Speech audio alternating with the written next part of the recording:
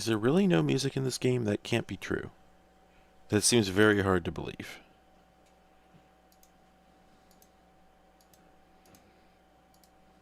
Like... Okay. That's what it's like every time that I take a nap. That's exactly what it looks like, if I'm honest. Healing up pretty well. Feeling, you know, pretty damn reasonable, all things considered.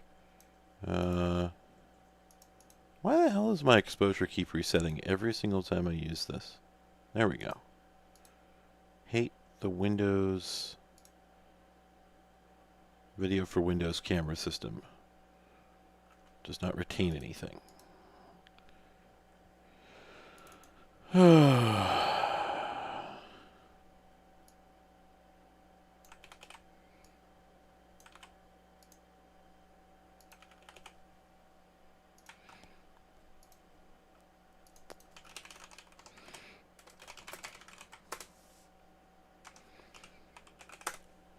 Bear with me a minute. I have to send the YouTube link to several destinations.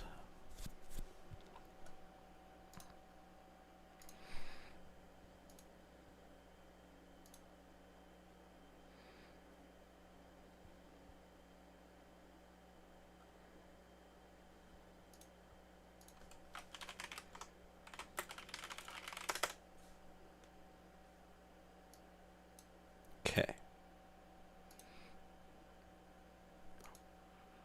So anyway, wait. I can't go forward. Sack. I can't put sack in hand. I got like John Rambo over here as my character.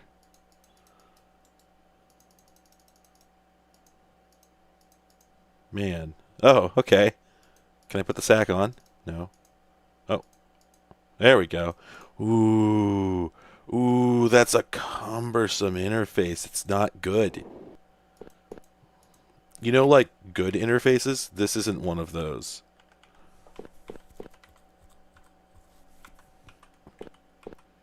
Okay, also... Oh, hello?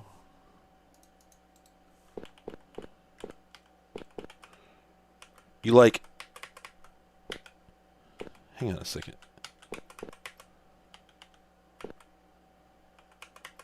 There's no keybind for turn left. Ah. What is this key layout? Weird. The arrow keys sort of work, but not really. Hey. Come on. Can I... Nope. Nope. Ah, damn it. I was trying to corner her so I could try each of my... Come on. Arena? Hell no, this isn't even 3D. Arena was actually 3D. Okay, there we go. You haven't money. Royal ring. Okay.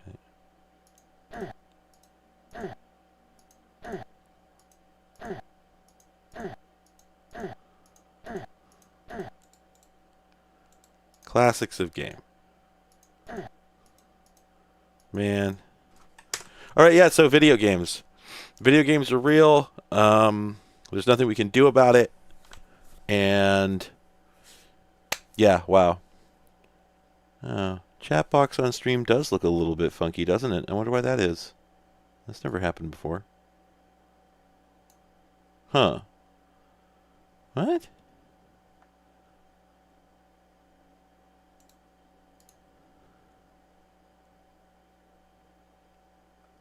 Yeah, for some reason that's just how it looks.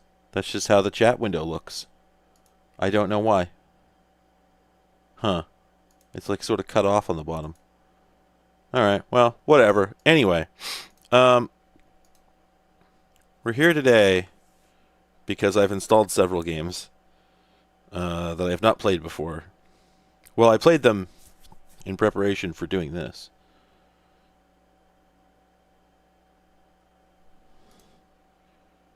There's some weird stuff here. Oh, also, this is Exodus 6. I've upgraded to Exodus 6.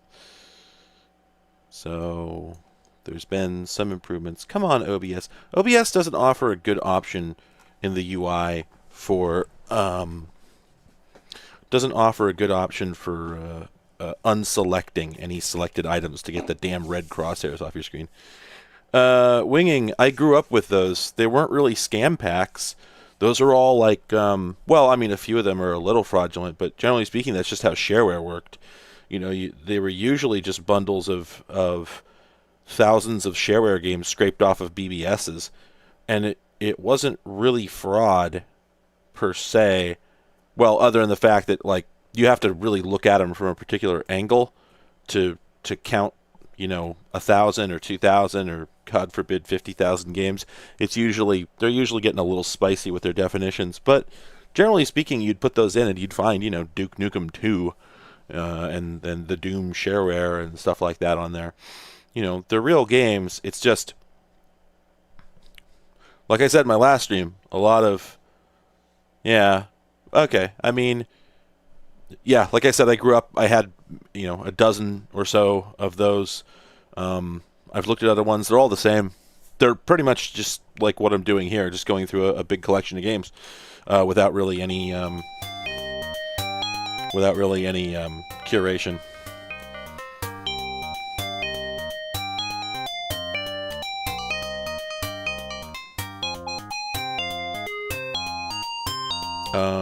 To the best of my knowledge, it was legal to sell Shareware because there weren't restrictions placed on who could distribute it. You were distributing something that was legal to distribute. I could be wrong about that, but I don't think so. Hang on a second. This is not me. I am not playing right now. Well, I mean, you're getting the gist of it, and they're doing a better job than I would be. So, but yeah, so like, you got to keep in mind, and I'm not saying I'm 100% right about this, but even if there were copyright issues, it was in the interest of the Shareware developers, because not everybody had, I mean, there was no internet for the majority of people, and very few people got on BBSs, comparatively speaking, so, you know, you'd make your shitty game, usually, or sometimes a decent one, and it's just as well this is playing itself. That works for my needs. You'd make your game, and you'd just go upload it to a BBS, and that was your way of getting out into the world. And then somebody else would steal it. Yeah, I mean, maybe, but in practice, I've never heard of anybody being upset about it.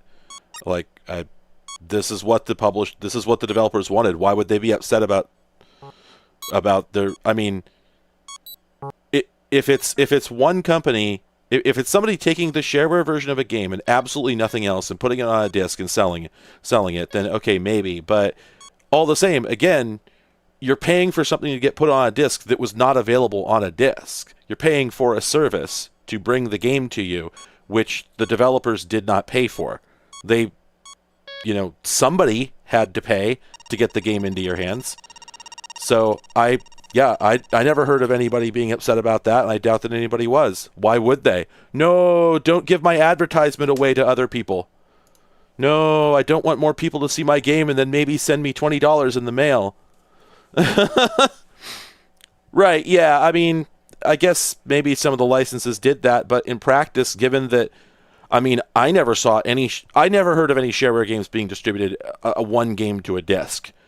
There were games that were published by many different distributors in the full version, certainly, but every Shareware disc I ever saw had 5, 6, 10 games on it.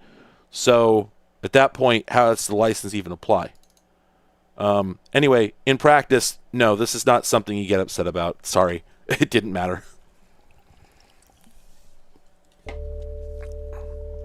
Also, this game is legitimately, like, this is the best byline we have for it. Tom Bombadil's Software Emporium and House of Curiosities.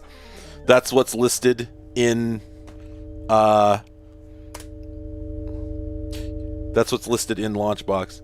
But yeah, so Get Lost. Actually kind of an excellent excellent splash screen there, and a very strange game.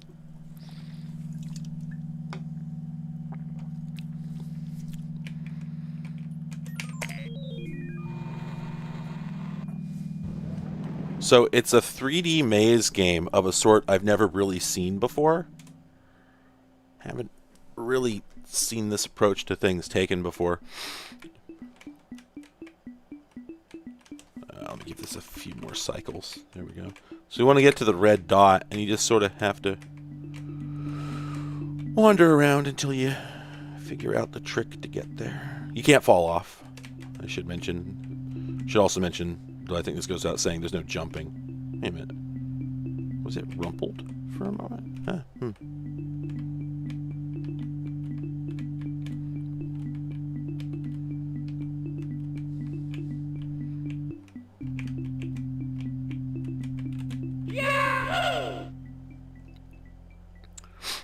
The other thing I should point out is that circa like 1990, a single floppy disk still cost quite a bit.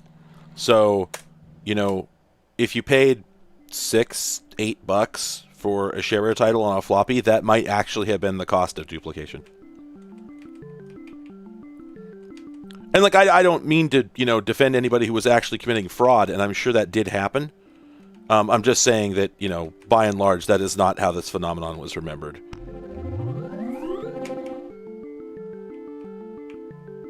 Oh, I'm up on the clouds. I didn't find this the last time I played. I played this the other day, not on stream, and I did not discover that I could do this. See, there's clouds up here, and you can see them from down in the maze. But I thought they were just decoration.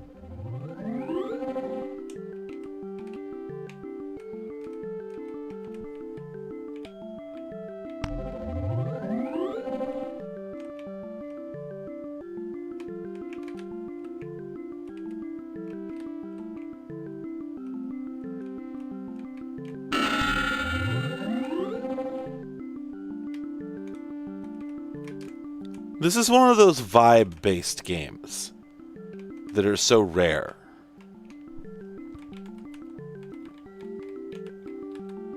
Thank you, Simon. I'm glad you liked my streams. You know, for a long time, I didn't do game streams when I was first, you know, YouTube and whatnot. Or if I did them very differently. And, glad folks appreciate the way that I do it.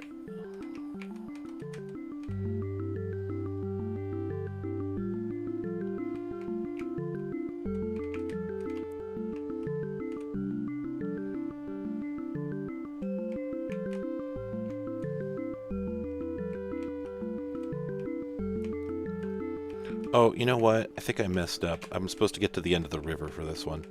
I thought this was look for the color that doesn't belong, but this is end of the river, which is the one on the far side.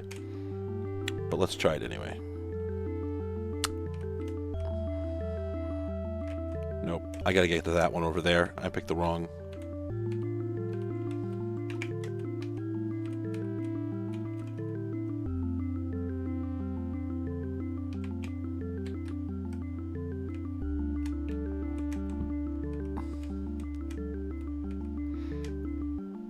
Last time I played this, I spent a good portion of my time trying to figure out how to get over to this side before stumbling on the correct path. There's no logic to it. It's just, this is just what you're doing.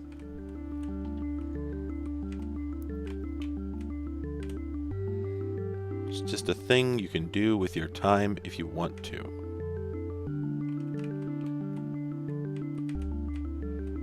And of course, you know, the chill-ass music.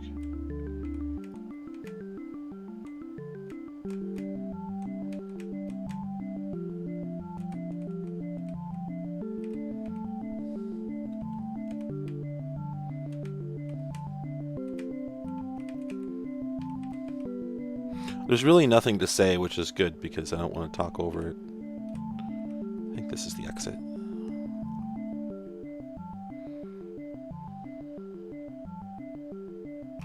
Nope. It's the far one. We're playing Get Lost. DOS game from 1996. Oop, I bunged it up. That's not where you go.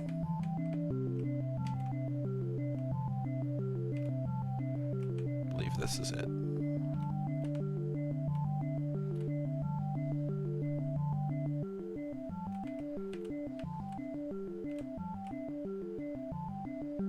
There it is. Wahoo.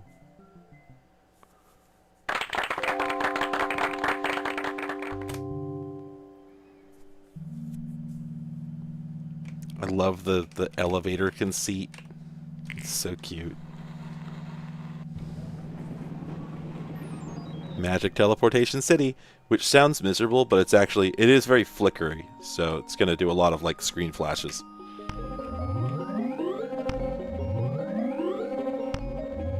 I think that disappears on the next level.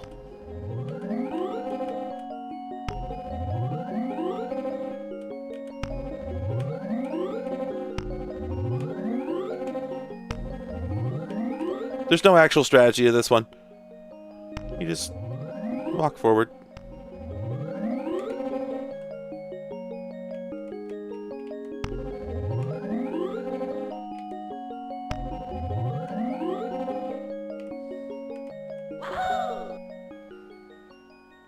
That's it. This isn't really like a game in the conventional sense nearly so much as it's just a, you know, a chill out. And the menu for the game is also diegetic. If you want to change the game settings, you have to go to the basement. You know, it's funny if you're feeling lost because the game is called Get Lost.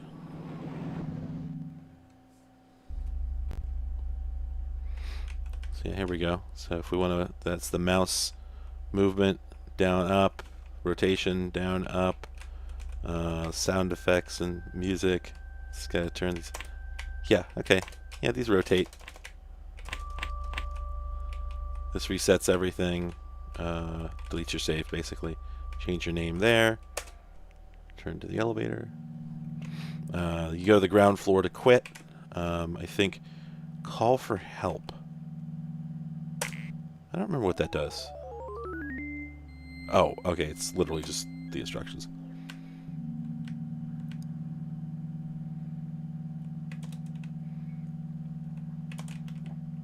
And I didn't notice this before. Go to the penthouse to see who's responsible. I'll bet there's a picture of the developer. Yeah, the menu is just kind of missed.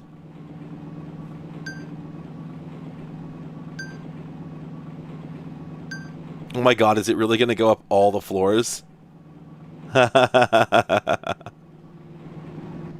Oh, there we go. I think you can skip it anyway. Tom Bombadil's primary helpers. Yeah, this is a cozy little game.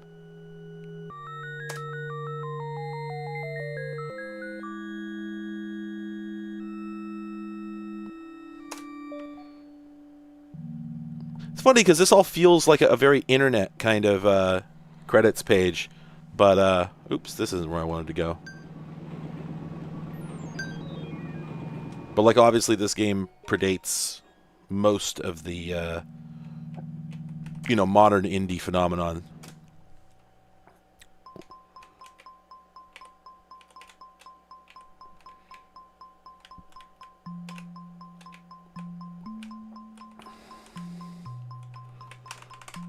Again, there's no strategy to any of these. You just... Well, I haven't played the later levels. Maybe it gets harder and you can waste more time. But generally speaking, I just bomb it. I don't think it's designed to be terribly difficult. I think I went this way.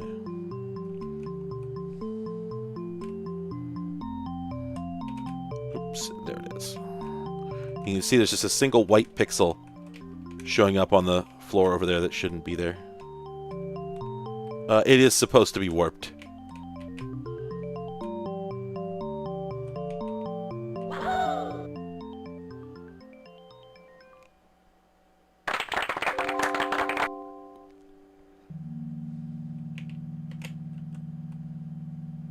Why does it keep bringing me back to floor 2? Oh, right, this one, yeah. This one, just... Here's a new mechanic. We just have to light up all the squares.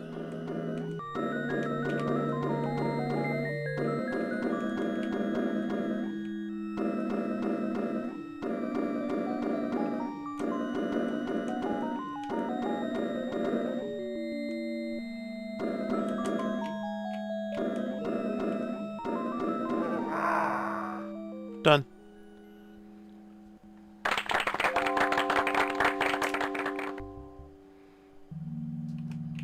This is the video game. You are seeing the video game. Just find the yellow square. Well, I found it. Hello. And now we have to walk for 6 hours to figure out how to get around to it. But it's okay. Yep. Exactly. Not a puzzle. You just do your little tasks.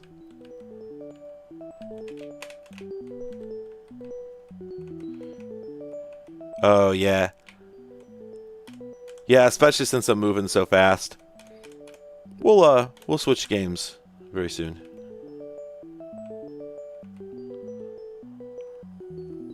I'm honestly surprised first-person games don't cause more problems for my stream viewers. I usually don't play them. Oops. Oh, heavens. I usually just bomb right through them, you know, highest possible speed, so... I think if we take this around, we'll, Oh, it's not as simple as it looks. Well, actually, maybe... No, I think this is where I started.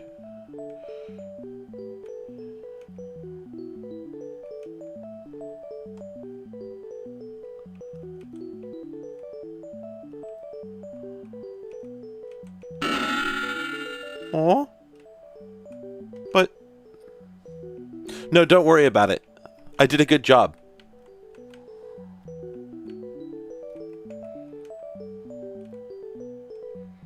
We don't need to think about what that may have meant. I guess it's points. I think it's points. That's right.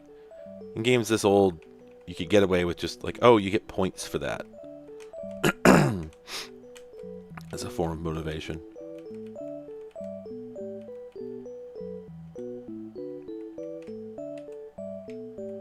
Let's try this branch. Does this do it? Maybe this does it. Oh, I wasn't running. There we go. Now I'm running.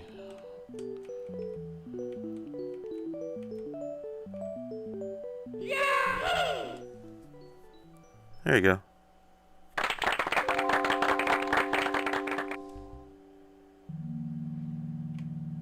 I haven't seen 7 yet. For a trigger in the top level, then go down to a teleporter. Yeah, so, you know. Well, you get the gist of it. So that's Get Lost. 5 stars. Perfect game. No, yeah, no notes. So this... no, I'm going to skip that. This one's interesting. American Neutral Investigators Meperian Anti-Complex. Doesn't work. So this is a 1990 CGA game. And you're just a little guy. And that's it. Like I think I've told you everything you need to know. It's one of the most beautiful CGA games I've ever seen in terms of like taking advantage of the very limited capabilities of the graphics card. It's not too great. You know, you've pretty much seen the game. It doesn't get any more sophisticated than this. But, you know, they're doing a lot of per-pixel animation that wasn't all that common. And I guess I don't think there's that much of a challenge to the game itself. Like, it's really hard to actually get hit by anything. And you don't need to kill most of this stuff.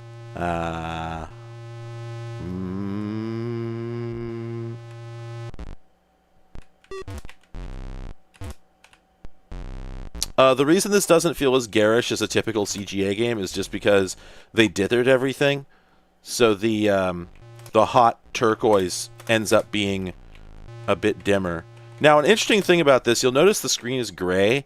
It feels like, I think when you leave a screen and come back, it punishes you. And if I leave again and come back, then I'll suddenly get hit by a whole bunch of, like, random bullets. It's weird. Yeah, see, they just... I guess... I was playing it on easy mode earlier, I think.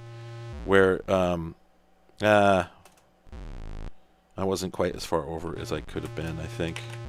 Oh, that's right. No, it's because you have to... Well, okay, so I was playing on easy mode earlier, and I think it makes your ship just the tiniest bit smaller. And without that, what you have to do is... you have to line yourself up in the dead center so that you can shoot the bullet out of the... There. Either that or I just screwed up. I don't know which.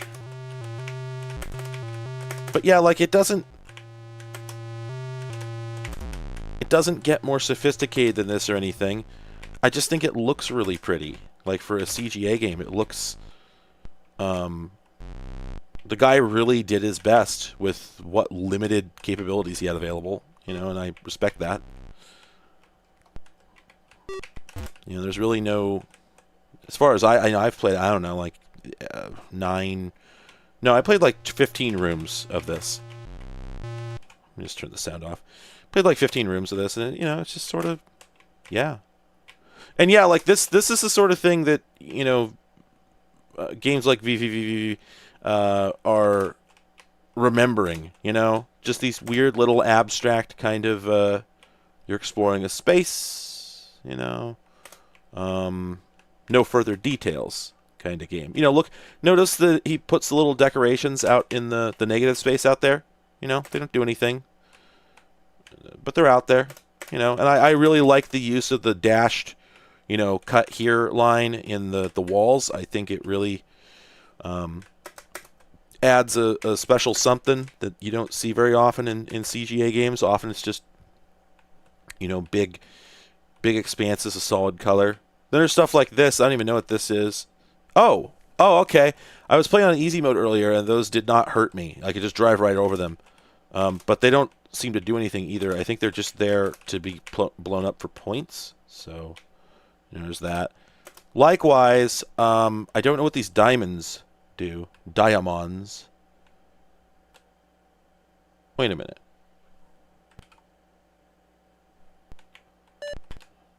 Oh, okay. I turned the sound off, and then I saw somebody make a comment about, like, surprising subtlety for PC... Yeah, Sam commented, surprising subtlety for PC speaker sounds, and I'm like, huh.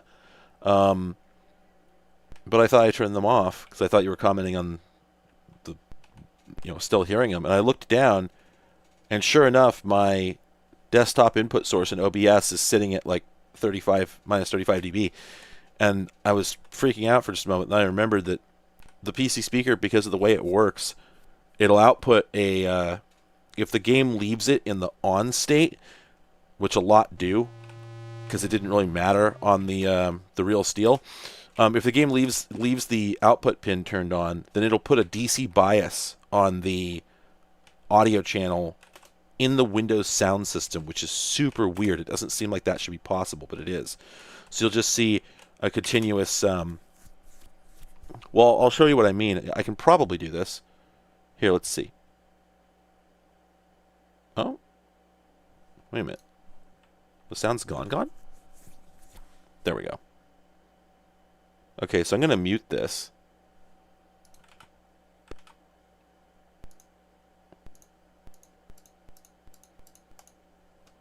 Okay, I don't know if that came across, but I'm guessing you heard some clicking as I muted and unmuted that. But anyway, yeah, so the PC speaker will just sit there with a DC bias on its output, which does very interesting things to your Windows sound system when it gets mixed in with everything else. And also, every time I toggle the sound on and off, that little click that it makes is that DC bias popping to the on state.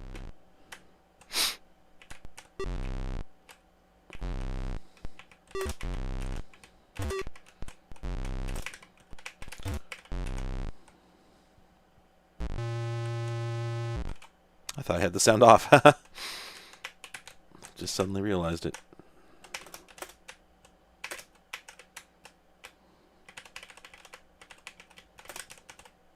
I also like that you're required to fire around the wall turret bullets.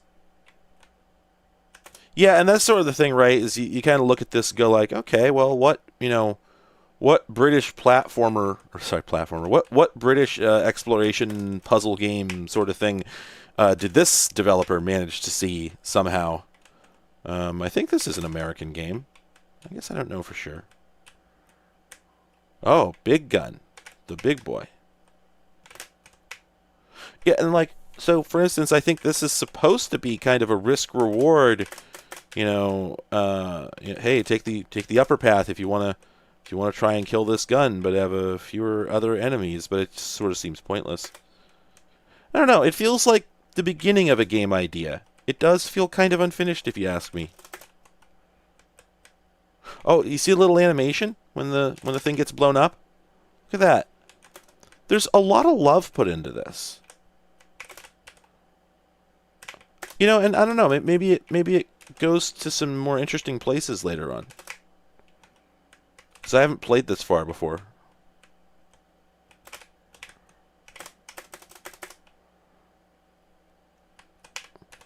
I have to go fight this asterisk. It also does have that the VVVVVV sort of hey 100 energy of levels just being like, yeah, here's some geometry. I drew an interesting shape.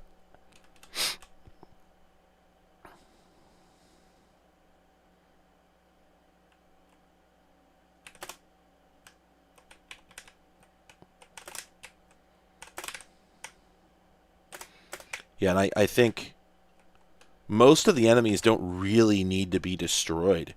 You can kind of just drive around almost all of it. But I have to remind myself that, like, people used to care about score. I think I can... Yeah, there we go. So, you might actually have hung around and, like, bothered to fight these things just to make the number go up. Which is very alien to me. Okay, and again, I don't know what these diamonds are. I should check to see if this has a manual. I don't think it does. I don't know what these diamonds are, but if I go in there, I can get an awful lot of them. That seems appealing. And it's interesting because they go into this little inventory over here.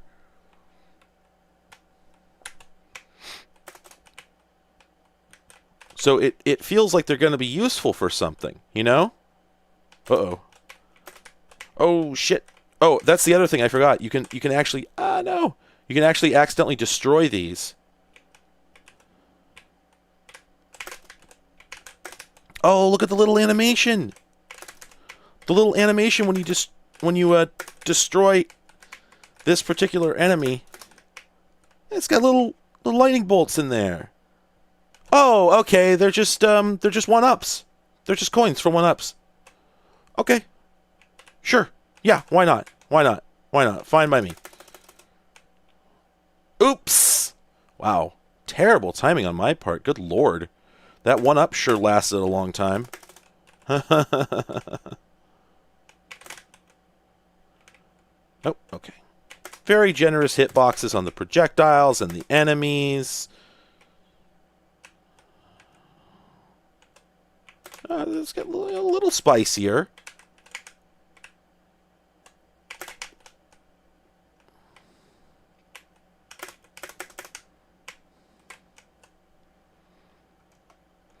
What I really like, what I find really charming, appealing about games like this is just how it's a series of independently designed rooms. There's no logic to it. There's no, contiguous... There's no diegetic meaning. It's not supposed to look like a place. This is what keeps me coming back to the ZX Spectrum as well. Just the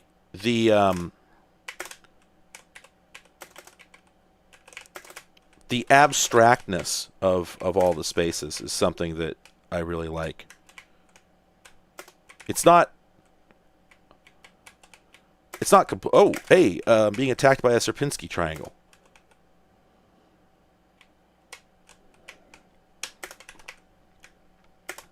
Like, I have trouble with text mode action games where they, like, make graphics out of ASCII art.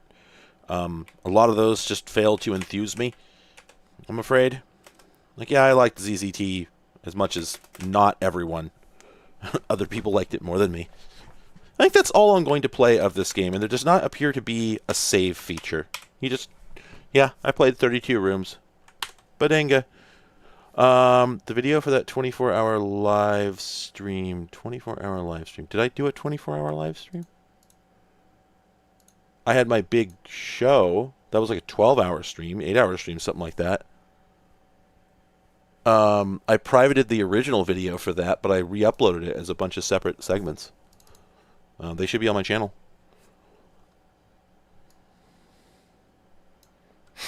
Alright, so this is Dark Spire. This is very weird. Never really seen anything like that, like this.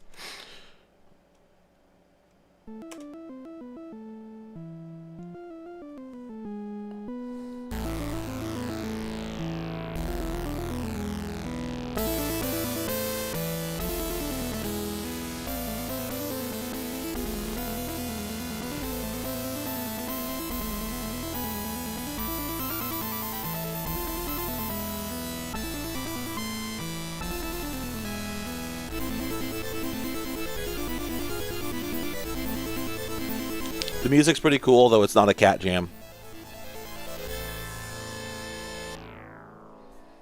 I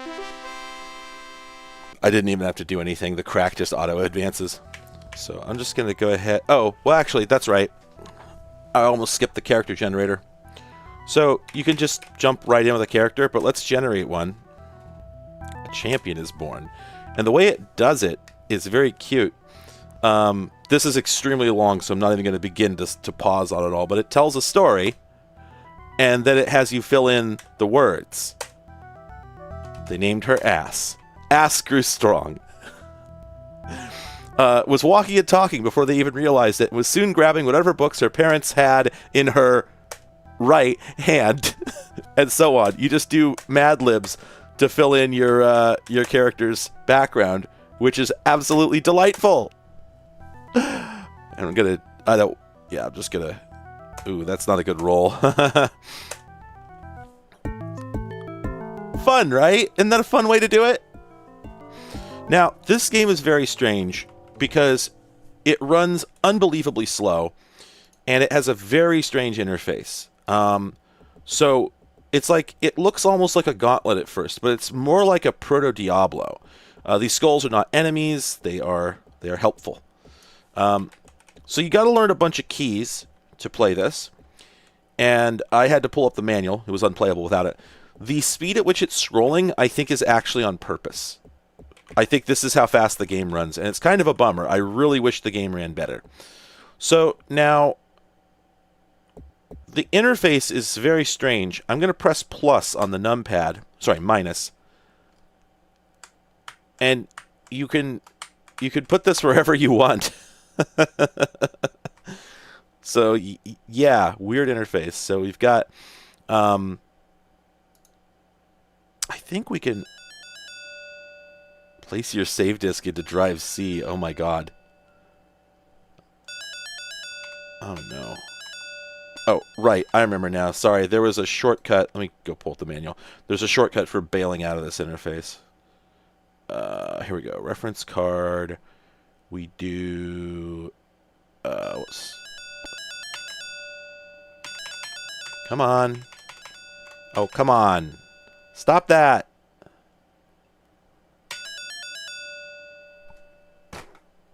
Okay, I guess I wedged it. Whoopsie. Whoopsie poopsie. Alright. Multi-head VGA did not exist at this point in time. It would not even be aware of it. Alright. Now, you don't have to wait for the thing to scroll up and down every single time. You can hold shift and just make it all go up and down at once. So, these are our two actions, because we've got two hands, right? So we could punch and punch right now. And then our stats, this is our current combat class, this is our current magic class. Event Horizon, I think, is the developer name. So we'll put that away. Alright. Love the footsteps. This is so damn clunky, unfortunately. If you try to... See, I'm still holding the go down right button, but it just drops that input until you release and press it again. So it's just very... So we begin by picking weapons, but you only get to choose one class. So long-edged, short-edged, large weapons, pole arms... I think this is hacking and clubbing, and then you can always take some of these weapons here, but you only get to pick one of these. As soon as you go in, it closes all the others. So I think we do have, long-edged. Okay, so we're going to come in here. We'll get ourselves sword. Whoops. There we go. And then we have to equip it, of course, so we take that. There we go. Okay, and now we should be able to lunge and cut. Not very good sword play, but there it is. So let's go ahead and take... I think we could throw these. Yes, there's a throwing knife. We can use that. Throwing axe. I think we can use that. Throwing spike. Light crossbow. We do have limited inventory space, but I'll throw some of this stuff away later, I think. So now... This is fun. Step inside if you seek the mage's sanctum. Don't know why. Don't know what this is about.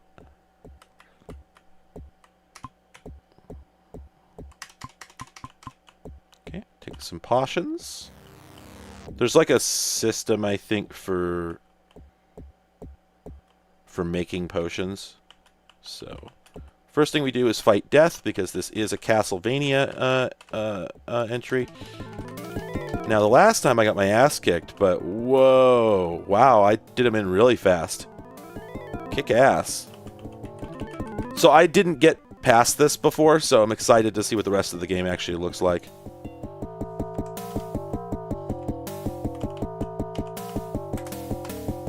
How do we use item?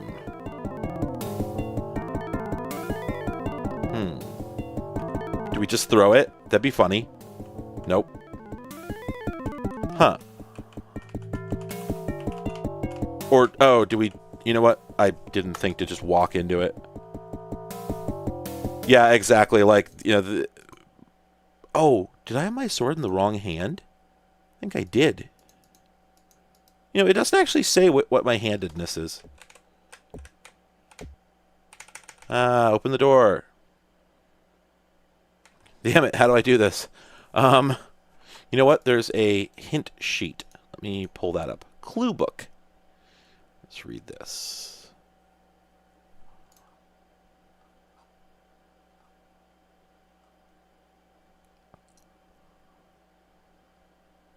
Oh, wow. There's an awful lot of stuff you could just not know. You just have to read the book for.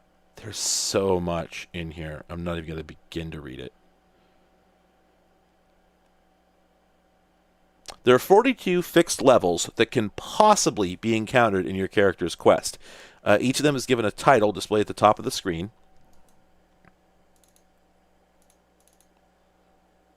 One moment.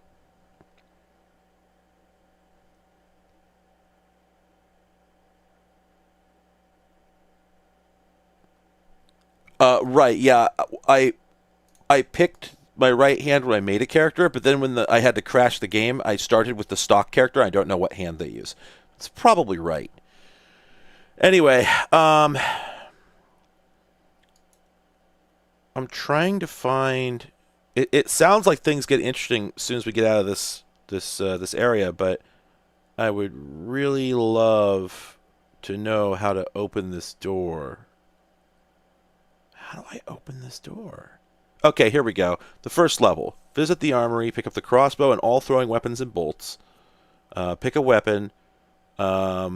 Oh, I'm supposed to put the liquefy scroll into my scroll book. I didn't know I needed to do that. So to do that, we take this guy here. Whoops. Ah! What's going on? Why am I... Oh, right. You can't hold the mouse button down or it repeatedly triggers. Pick that up. Put it in there. Okay, excellent. I have now learned that spell. And then it says... Fight the Wraith, get the key, and the shield. There's a shield up there? Return to South Passage. Travel south and use the key to open the next door. Oh. Huh. Shield? I didn't see a shield up here. And I don't think there was another door down here.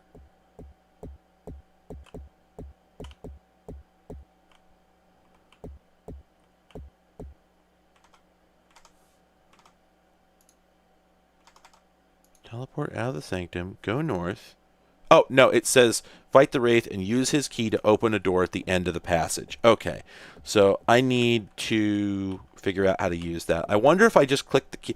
You know what? That might be why the inventory goes up and down, is because you can actually grab things and use them in the world. I'll bet that's what it is. So let's try that. So can we just take this and...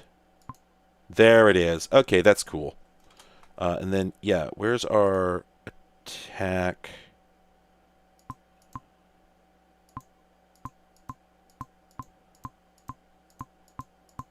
Yeah, so we can't see from here. You know what? It's probably frickin' probably right-handed.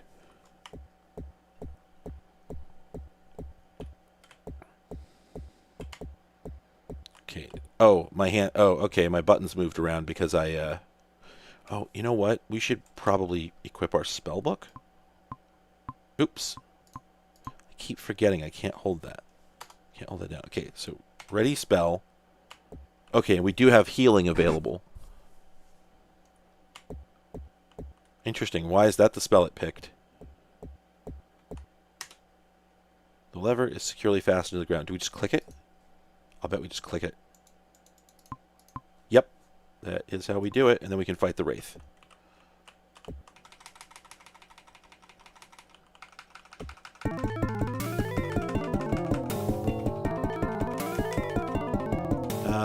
Doing a lot of missing.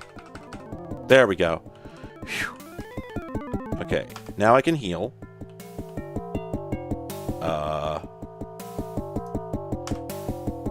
Wait a minute. Ready spell, healing. Oh. So how do I use it then?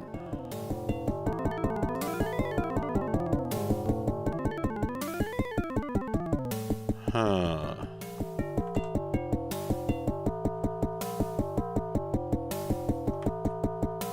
This is pretty obscure. I know that I have a healing item. It's this thing. Doesn't do very much. What about if I just use water? Yeah, I just wasted that. Lol. LOL. Well, whatever. While we're at it, let's see what the weapon situation is. Oh, you actually get to see that as you're carrying. I did not notice that. That's adorable. Oh, we got a slime.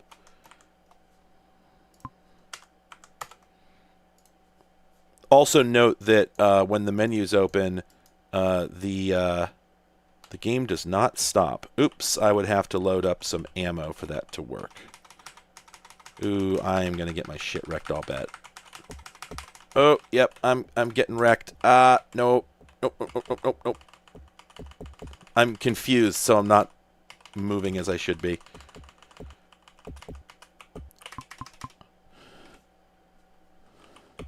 There were 2 potions there. Was one of them Algit? Well, whatever. That did not work. Yeah, now I'm getting probably attacked again. No, no. I'm not good at this. Ready, spell, healing.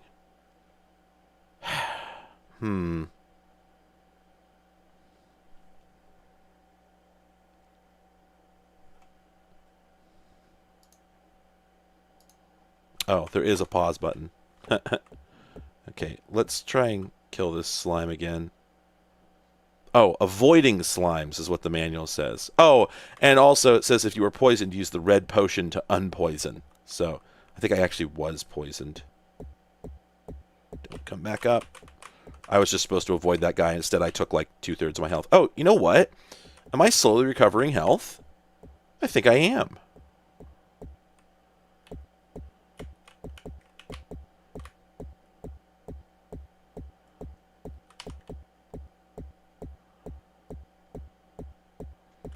Oh boy. I will not be putting a tremendous amount of time into this game, just because I have many other games that need playing, but yeah, pretty cool, huh? Very ambitious. Think this dev is cool. Okay, yep, yeah, I'm very slowly recovering health. Neato. Oh, whoops, I screwed up. Place your save disk into drive C. Okay, well, we won't be saving. Alright, what else we got here? I have several other games that I've installed. I think that one was pretty cool. Death Tower is hot garbage. And yeah, I would love to see this game running at a higher frame rate. Jeez. Teclado, and that is left, right, up, space, pause. I think I got that right. This game is terrible. They made like a Prince of Persia-like, but they didn't do a good job, if you can imagine that. I love how you fall down just barely missing the spike. Oh, and then... That's as far as... Oh, wait, it just dumps you into the same spot? Hilarious. Yeah, I played this a little bit earlier, and that's basically what happened, is I landed on that scorpion, and then I just lolled really hard and then quit. So I'm actually further now than I've been before.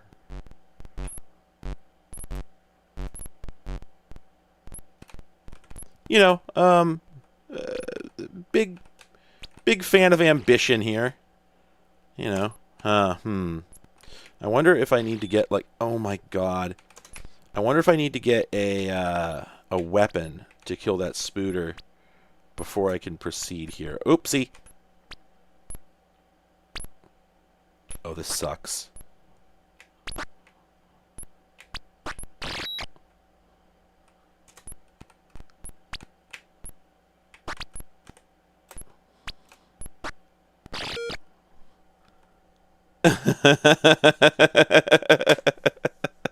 Yeah, so I just had that one as a bit, if you will. Love the way that loads. That's very good.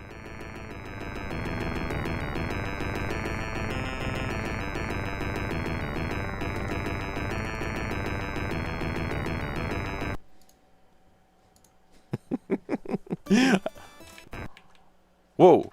I love just the unceremonious, just boop, just an intro over. Why did I load this up? Did I even play this game? No, you know what? I did not intend to load this up. This was not a game I had marked as interesting. This is just a really crappy, forgettable shmup, is what this is. Yep. That for some reason runs at, you know, a couple frames per day. And we've got some options. Yep, okay. Alright. Yeah, that's that. Moving on. Deathball Incarnate. This game is weird. This is weird. Exit program prematurely. Okay, so commoner balls. This has a really long intro that sets up like a ridiculous amount of lore, given how silly and dumb the whole premise of this game is. Like, this game is stupid.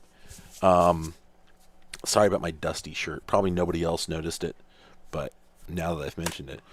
Council of Deathballs. Yeah. May you each perish a worthless death is a great way to begin a game. So this is like somebody looked at Lemmings and was just like, this isn't brutal enough. Play ball. We need to make a game that's a lot more depressing. So this one, 8 rooms, 42 souls needed. There's so much, like each of the rooms in this game, each of the levels gets this like florid description. And then you start out, all right, and so here's what's up. You're this ball, and you can land on switches, and there's fans, and your purpose is to murder guys. So we can just sort of run these guys down, right? And they just sort of get smashed into putrid piles of debris like that. And that's that's it. That's what the game is about. So you're murdering some guys. My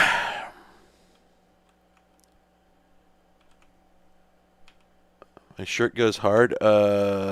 It's I picked it up at the thrift store for $1 because I needed a T-shirt.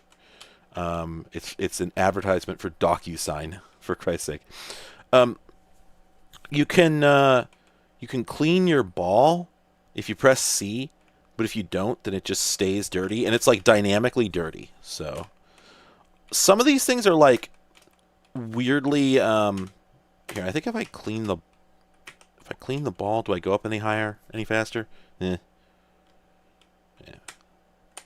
Very slow.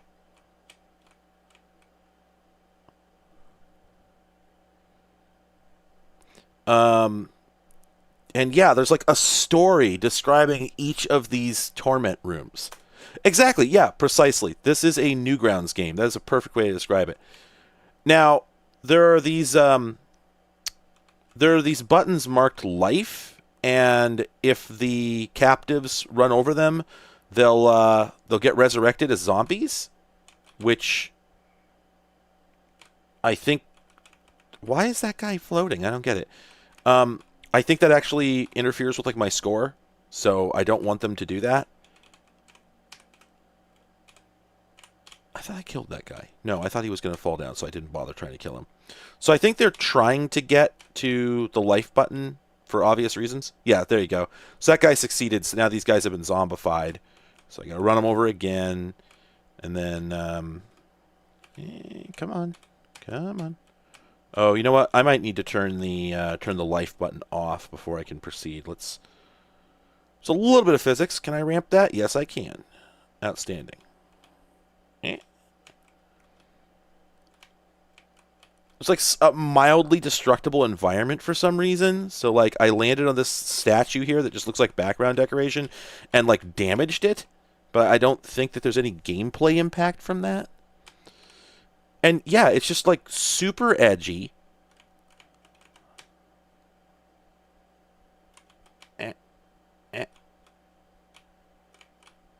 Okay, gotta open the door, then there we go, got him.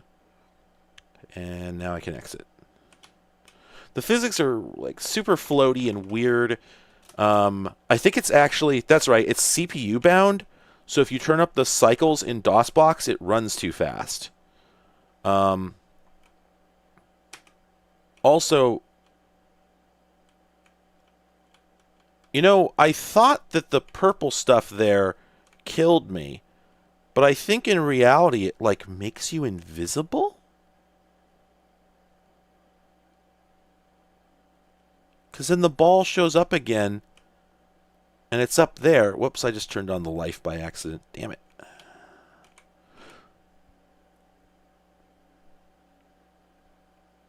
Yeah, exactly. That's why I got the DocuSign shirt, because got to go for that turbo irony, right?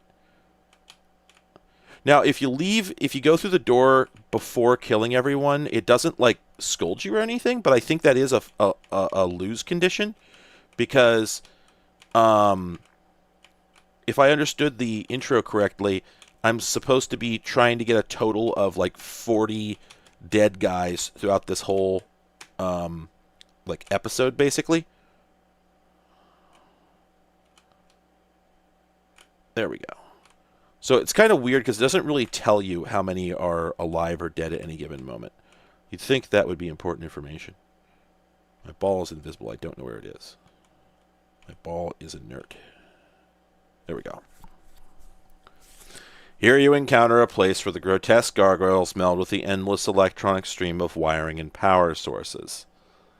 Examine the layout first, then plan the attack, all the while keeping men from the life button, but also making sure not to activate it yourself. This one's fun because you actually start in midair, I think. Kind of weird. Also... Oh. I have a shield. I never noticed that before. What does that do? I don't know. Huh. Oh, and... Here, let's see. What was that? Oh! Oh, shit! Oh, shit, I've been doing it wrong. I'm supposed to be, like, pulling their souls in, I think, with this magnetic attractor. You see in the lower left that I now have 6, where I had 1 before. So, yeah, I believe that I have actually been doing it wrong this whole time. Yeah, we're supposed to, like, bust these ghosts. Damn it, I lifed them. That's like wifing someone, but different. Oh, so that's why the life is so bad. It sucks the souls right back out of you. So you see I'm back down to 1? Okay, now this game makes more sense. It's still, you know, sort of silly and gruesome, but... This was the heyday for... Well, actually, no, the heyday of games of this sort was absolutely like 2003 era Newgrounds, as noted. Come on. Come on. Come on. Oh, come on.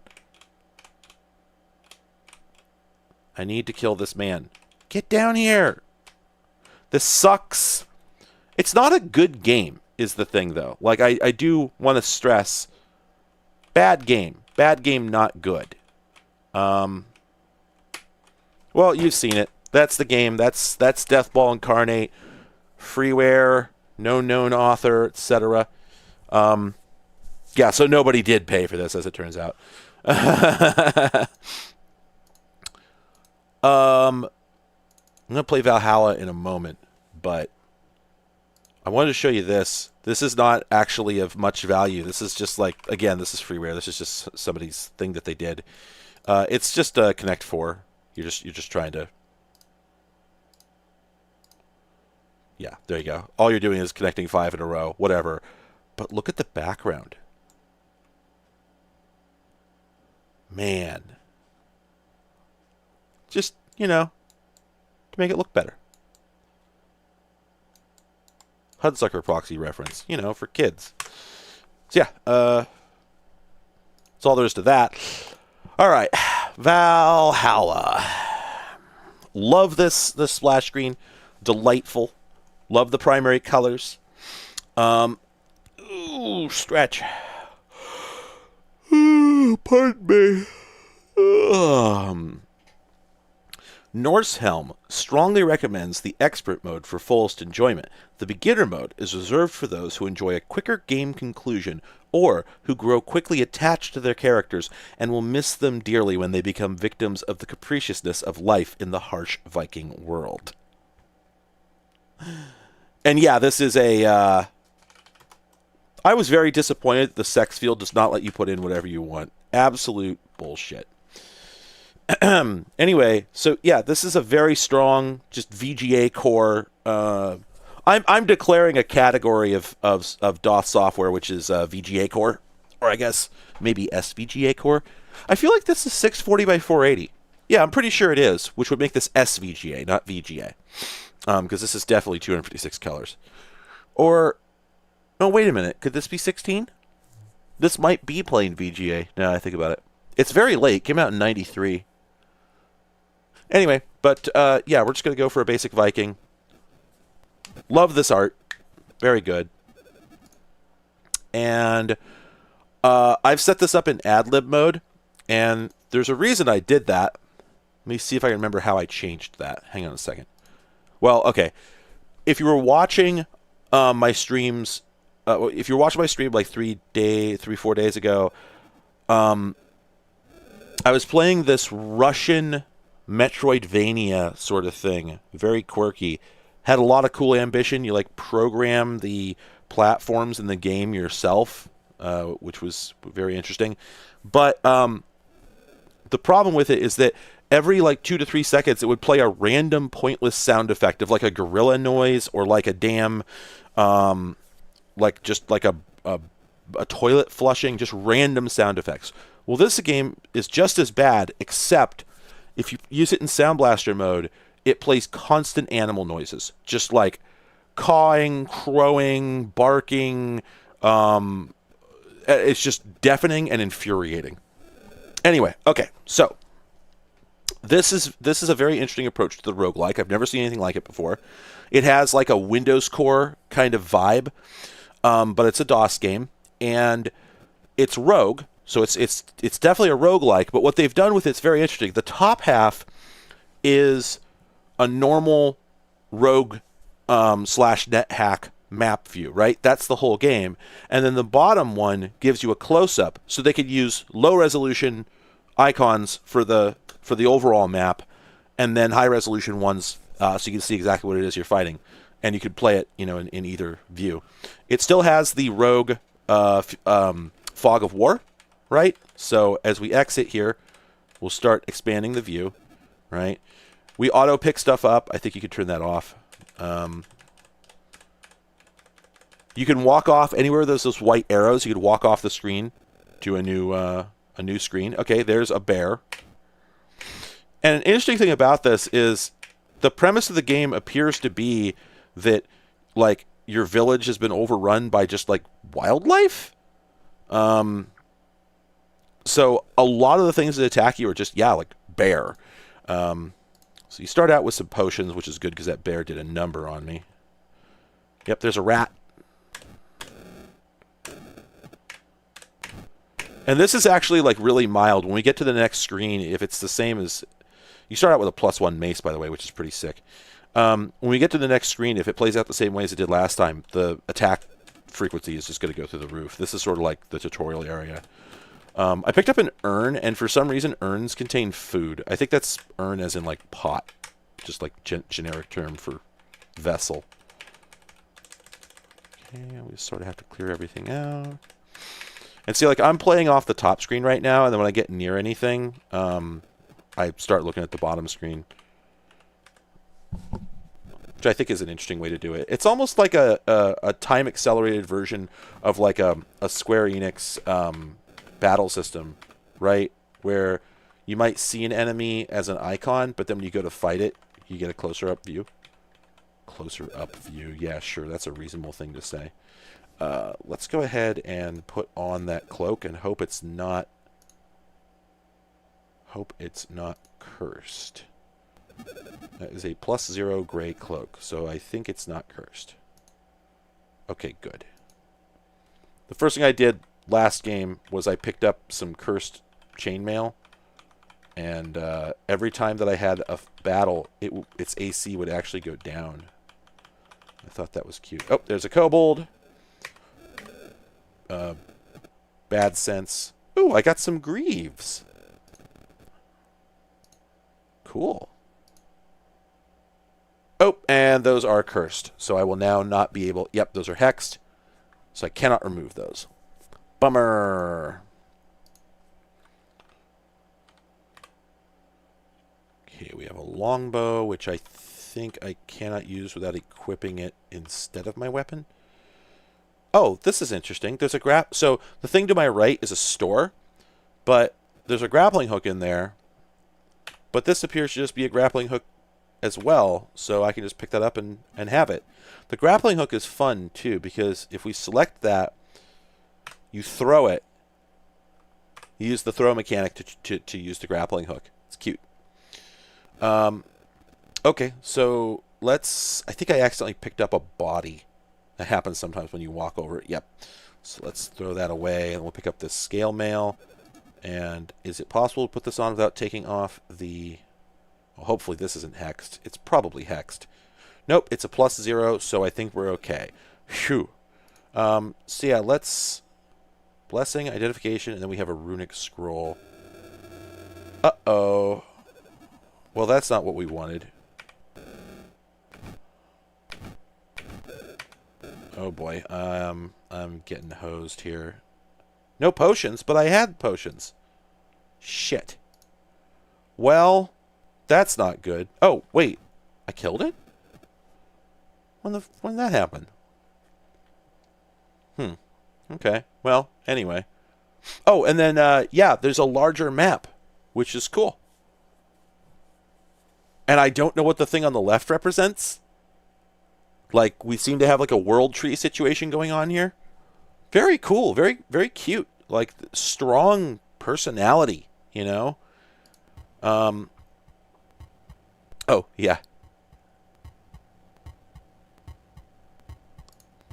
In the Sound Blaster version, that's like a proper heartbeat. And then, even wilder, you can actually save. You can actually save your game. I'm trying to remember, how do I do that? Do I just do, I think I just hit escape. Do I just quit? Oh, man. I can't remember.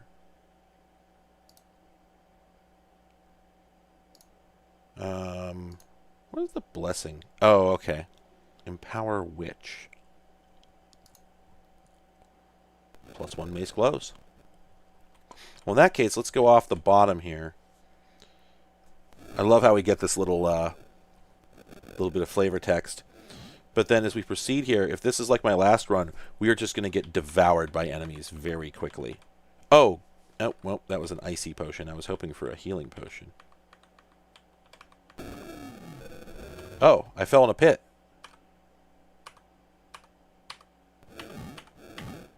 I wonder if I could have grappling hooked my way out of that pit. Let's put this ring on. I'm sure it won't be... Oh, do I need to identify that? Ring of Famine. That doesn't seem good. Oh my god. I'm so hexed right now. But I don't want to be hexed. Okay, let's see if we can grapple hook our way out of here. Well, that seemed to work. Let's eat. Let's eat some food. Let's eat a ration. And an urn. And another urn. Oh, I feel much stronger. The urn contains a smaller urn. Wow, I'm getting trolled by urns here. Don't know what any of that was. Cool. No, I absolutely adore the, as I've called this, the Windows Core user interface. I think the grappling hook is for getting out of pits.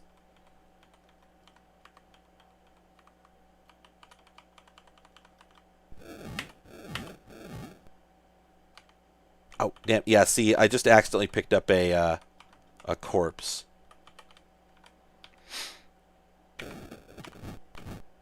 At least I'm doing okay in combat, but... Oh, and my health is slowly regenerating, it looks like. But not at the pace I wish it was.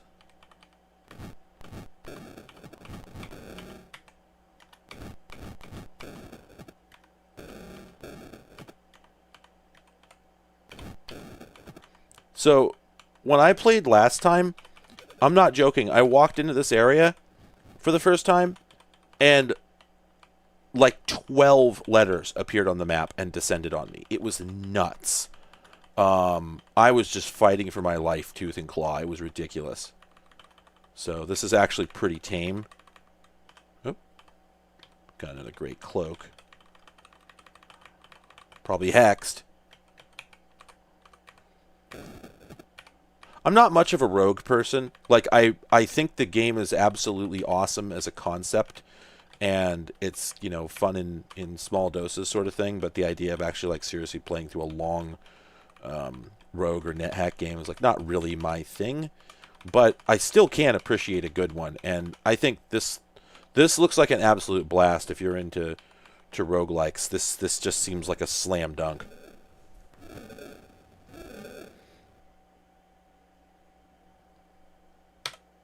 So where is this going to take me? Okay, so we're still sort of in like the forest chapter. There's a Yoda here. You hear noise. What is that? Oh, that's a trap, I think. That guy just evaporated. A homunculus. You hear noise.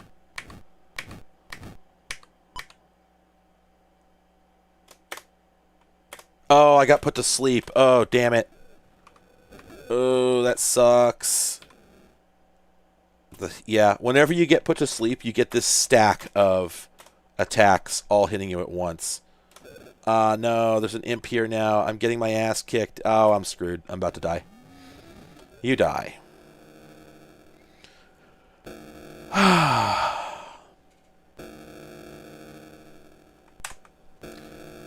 Honestly, great game.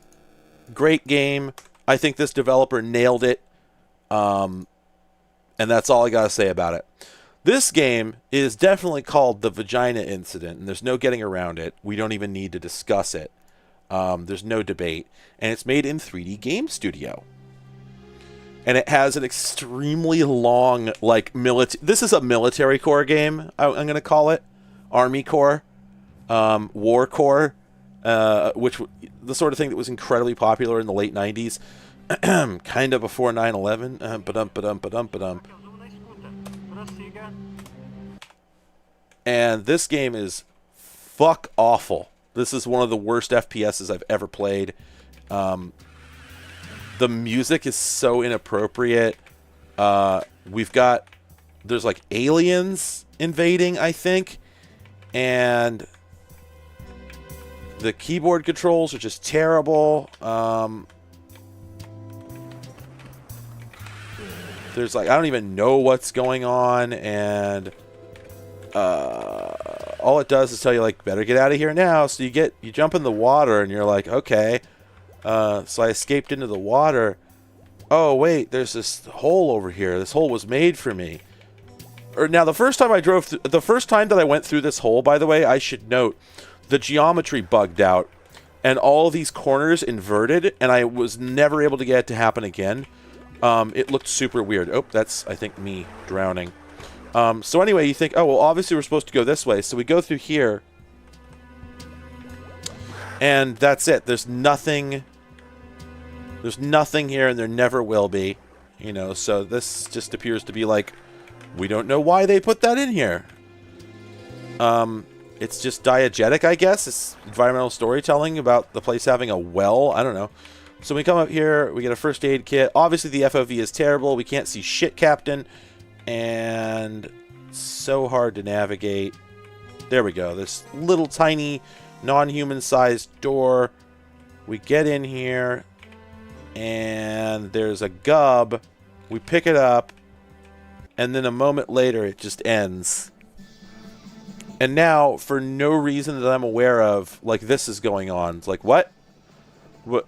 So am I in the army? Like, I don't know what's going on. There's like an FMV dude back there, but it's a CG image that they've composited together. And this is from 1997. Is he just gonna... Oh. I thought they were gonna take the opportunity to, you know, splat. The shadows or something are just constantly glitching out in this pre-rendered sequence, like...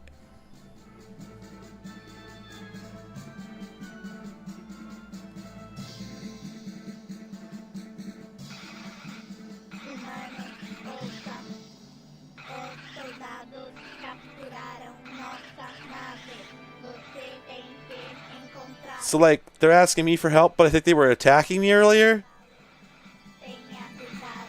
They gave me an iPad?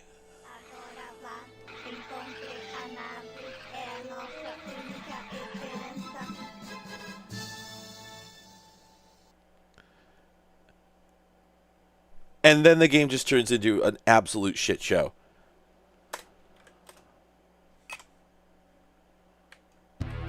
Like, tech war grade hot garbage. Some keys here for some reason. Some armor here for some reason. All the music is utterly inappropriate and probably scrubbed from some stock music disc. I don't know. No idea where I'm being attacked from. Can't see shit, Captain. gun back here for some reason, you know. It's like they're going for a believable, realistic world vibe, but then they just got, like, arcade game tropes, you know? So...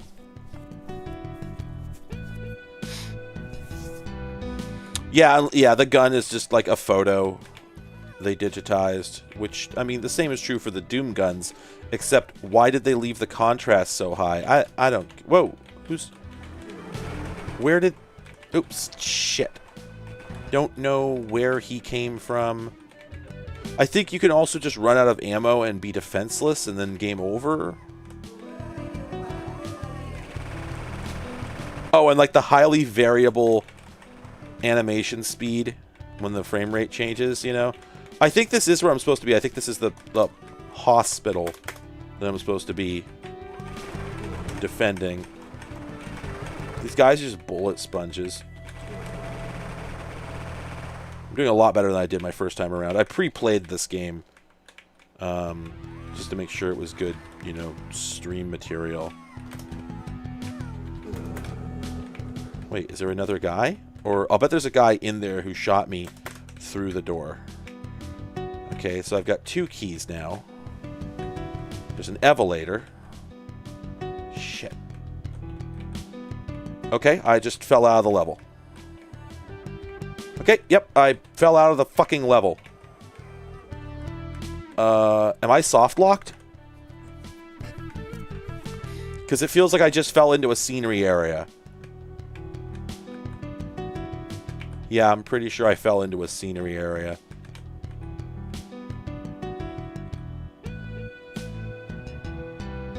And yeah, this is not the first time I've gotten a Hall of Mirrors in this game. The best part, right, is that this is a commercial game engine. You know, so somebody paid for this engine and then it has glitches like that. This is really delightful. Yeah, I really strongly suspect that I'm soft locked now. Unless I can glitch my way back in, you know.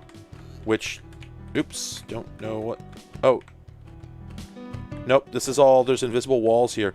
Oh, that's the other thing. It does the math wrong on jumps, so you can actually get injured by your own jump height. Just hold that down, and I think... Yep, no, I'm screwed. Game over.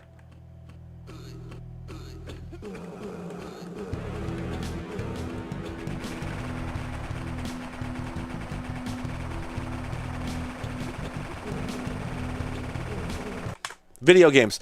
So I wanted to show you that. But the thing I'm really excited about is Vigilance on Talos 5, which somehow I'd never played. Like, I have heard of this game 100 billion gajillion times, but for some reason I'd never played it, and it's a really fascinating genre of game which I've never seen before.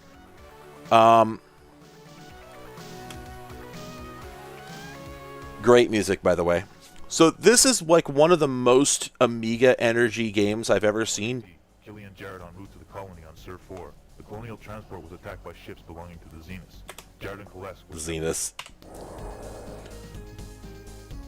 This is one of the most, like, Amiga-ass games I've ever seen, but it isn't an Amiga game. This is a PC exclusive.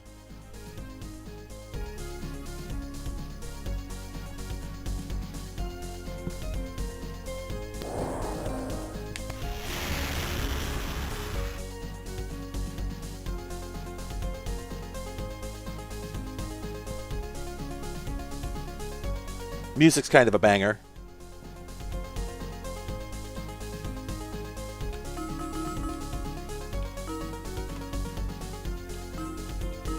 Okay. So this is really buck wild, and I gotta tell you, I was not prepared for this. So first off, friendly aliens and get special hints. Voice acted aliens that help you. Go east and find the Saturn ball. You'll need it. So, this must have been covered by 1,000, like, you know, retro gaming channels, like, somebody, AVGN or somebody, LGR probably talked about this 20 years ago, but this is Super Metroid. This is literally Super Metroid. This is not a Metroidvania. This is the only example I have ever seen of somebody just deciding to clone Super Metroid specifically. And I'm going to show you what I mean. And you're going to understand that I'm not messing around. So, like, obviously it's got the doors. If only you could talk to these monsters, form alliances. It's like, it doesn't look all that Metroid-y at first. Have a good night. But then you get near, there's just a Chozo statue. And it's just... Use it to squeeze into tight places. Just press down to use it. And then it just gives you the Mari Mari.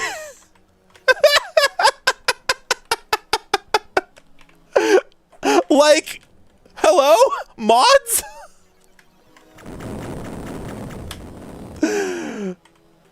But, like, yeah, so it's got the... It's... What if... This is a fever dream of what if Super Metroid was made by Amiga devs. It's exactly that. Like, just what if Nintendo had targeted frickin' the Amiga, the Atari ST. Like, it's all here. You know, we got the irritating, like, you know, inexplicable acid dripping from ceiling and, like, just environment that does tons of damage to you if you're not constantly checking where you're going sort of shit. No, actually, they give you a fairly immediate use for it. Need some bombs and missiles. Go through the southwest exit. Incredibly long drop, which I love. And then, right, like, because this is an Amiga game, even though it isn't, and because this is European as hell, even though I don't think it is, we've just got this thing on the ledge here that just injures you. Just fuck you. That's the reason it's there. It's there because fuck you. Then we have a Donkey Kong Country cannon. Like, I don't know what to tell you other than that's what this is. It's a Donkey Kong Country cannon that's just here. So it's just like all the irritations of like Atari ST and Amiga games, except with all of the concepts of Super Metroid laid on top of it. It is so weird. Dinosaurs with rocket launchers on their asses, as one does. Really confusing background. I spent a good 40 seconds at the beginning of the game trying to pick up these green things in the background because at the very beginning the background doesn't parallax scroll, so you can't tell it's a background layer. You know?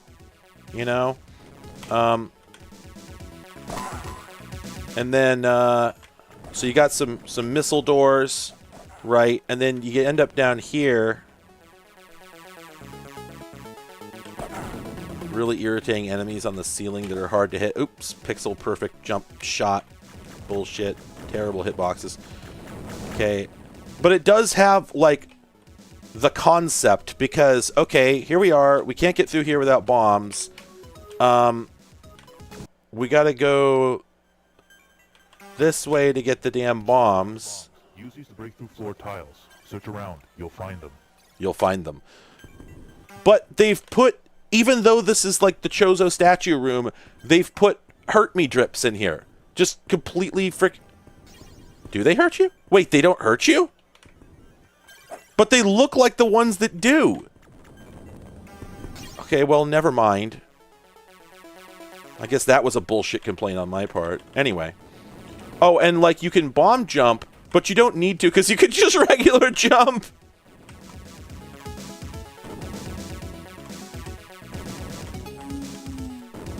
So yeah, that's fun little bonus. They let you jump in the Mari Mari form right from the get-go.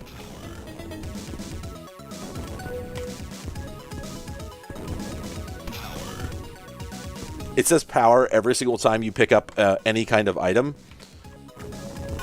Only you do have to use the missile to get out of this room.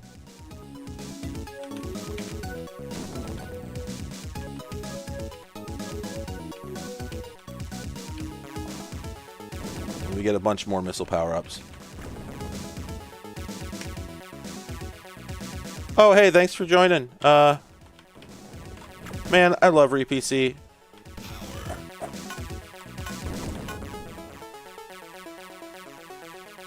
That's all I gotta say. I do.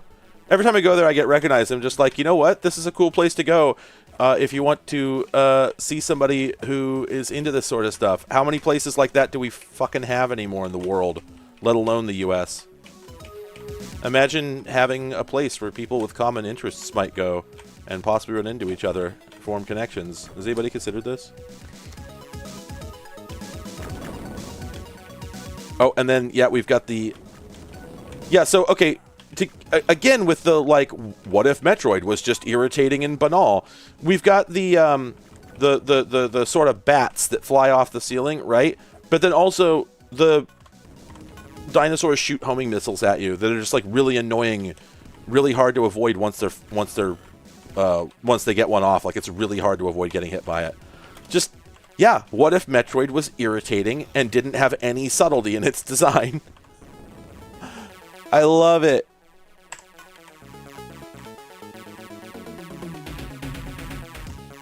Oh, and there's springs, but then you get juggled by the bats and then knocked into a volcano, a steam vent. Like, it's just...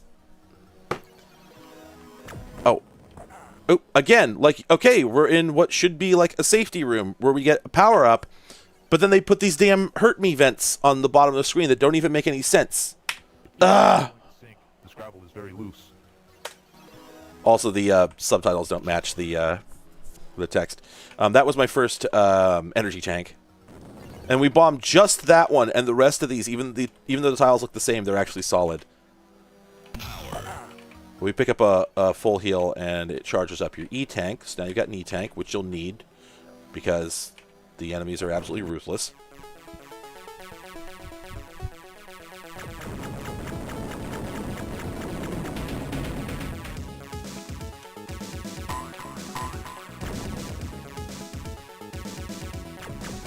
But yeah, like, the thing about Metroid was not an easy game. The first one, or the second one, or the third one, which is what I was referring to when I said the second one.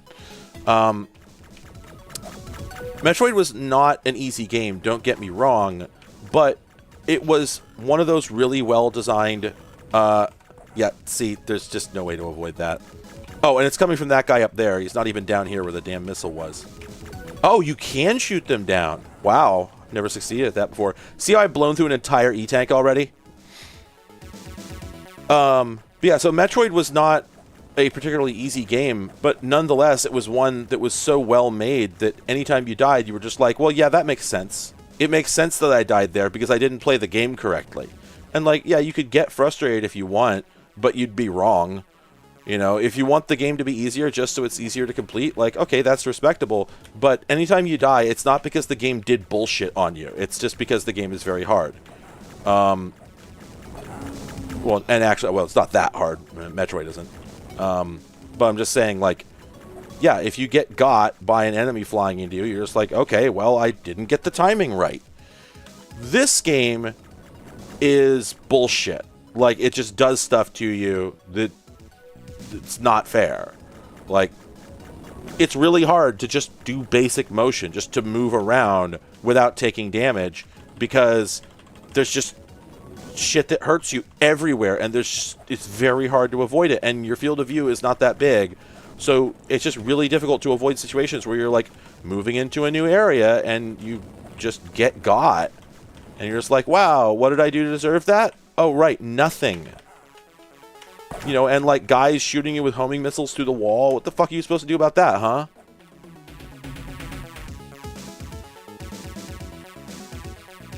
Oh, I actually sort of glitched that out. I didn't even jump.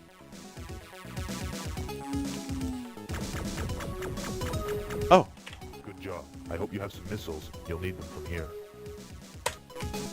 Tutorial area complete. I wonder if I get to save now.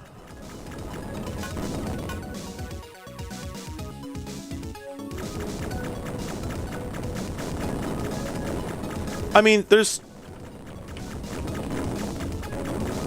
most well-respected games, you know, you could say that about them, right? If you die, it's because you didn't play the game right. And, you know, it's frustrating if a game has, like, a deep story or whatever that you want to interact with, but you can't because the game is hard, right? Okay, that can suck. But if the point of the game is the game, if it's just like a pure action game and the whole goal of it is just to get from beginning to end with, you know, twitch reflexes sort of stuff, then if it's hard, then it's just hard, right? It's not poorly made, it's just difficult. But that's only if it's just difficult and not fucking bullshit. Well, I'll bet that's going to kill me super fast. Oh, actually, not that fast.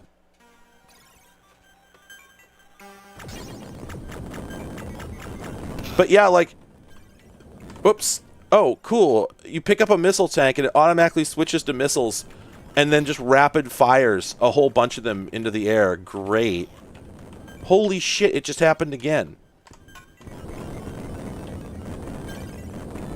Okay, so I'm just, like, wasting missiles. I need the super missiles? I guess so. And, like, look at the background. Like, a lot of this is just straight up lifted from Metroid. It's so close.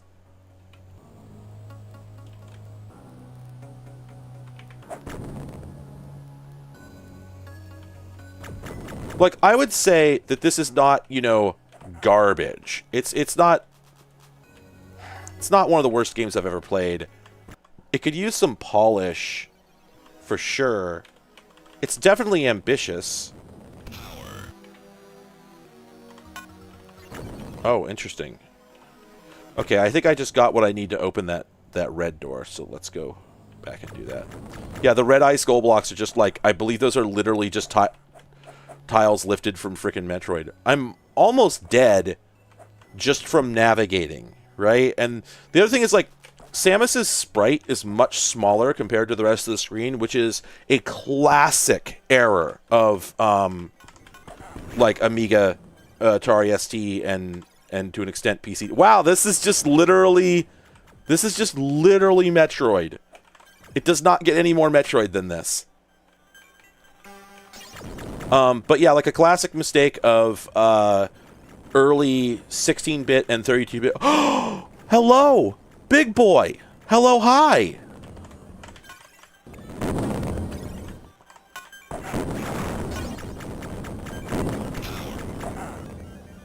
Did I died? Huh? Huh? Okay, yeah, so anyway, a classic mistake made by early 16 and 32-bit game developers, and also, like, some developers that made, like, platform games for the Game Boy and stuff like that, is not realizing that you just can't have sprites that take up a third of the damn screen, or your player won't be able to see where the hell they're going and what's coming.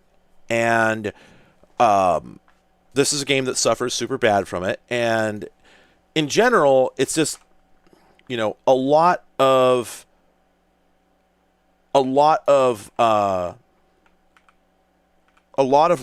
that were learned later about this stuff, just or had been learned at this point by somebody, just didn't propagate to everybody. So you ended up with a lot of people who, like, clearly had good ideas in mind, but just didn't know how to produce something that was playable.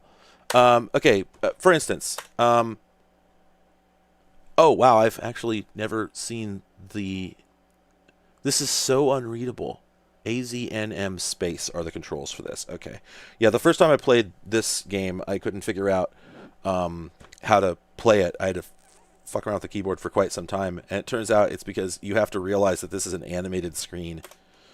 So anyway, yeah, this is like what if Simon Belmont was bad, because you got the whip, and it's got, like, the charge up like the Castlevania whip, but in every other regard, holy shit.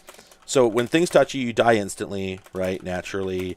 Really bad character physics, see, and nothing, you know, stuff never stops, right? Constantly respawning. This is actually, wow, there's a thing that item clearly just kills you, you know, or, well, I'm not sure what happened there.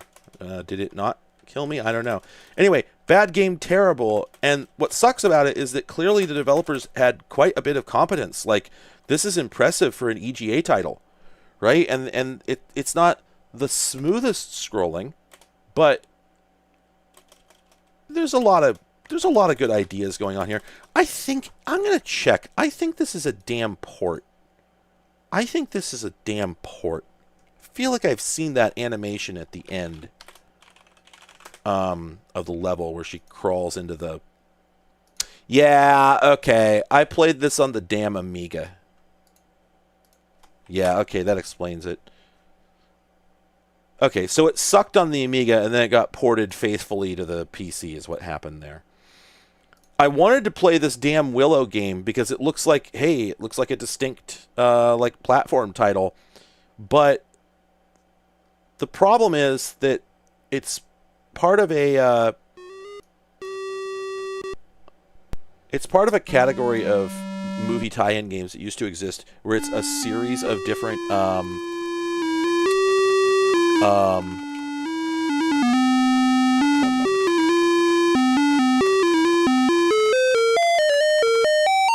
sorry, it's a series of different like mini games. Also, this starts out and it's just like, whoa, hey, I can't read this. Why is it just scrolling?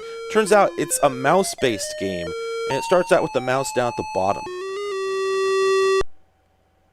So this is incredibly long. This takes like a good 2 or 3 minutes to scroll through, but if you click on Willow, then it starts the game. Theoretically. But so there were a number of like movie tie-in games in particular that were just like a series of mini games. So this one starts out with you in this dungeon, and you're supposed to figure out how to navigate your way out of it. And like, look, not that I expect this game to be good, even if I could, but it's really obscure. Like, I think this thing here is supposed to be telling you where to go. Have a good night, Marlo. I think this is supposed to be telling you where to go, but it doesn't really help. And then, of course, the best part is random death. If we, we just keep walking into these rooms, like, there's no rhyme or reason to any of it. And then, here, I'll bet you, any moment now. Wait a minute. Was there? Nope. Okay, I thought there was like a button there, but no, it just throws me through the door. Oh, and there. Game over. Bonk. But you look at the screenshot here in Launchbox, and you're like, well, that looks like it could be clunky, but, you know, potentially interesting. Well, go to hell. Some of these are games I installed, but are not actually good, so I will not be playing them. Sorry. This one, a Microprose title. Yeah, I mean, I want to love the game. You know? One moment.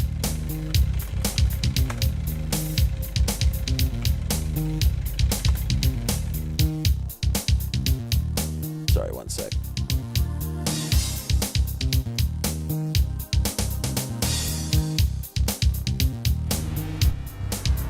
Oh, right, yeah. So no sound?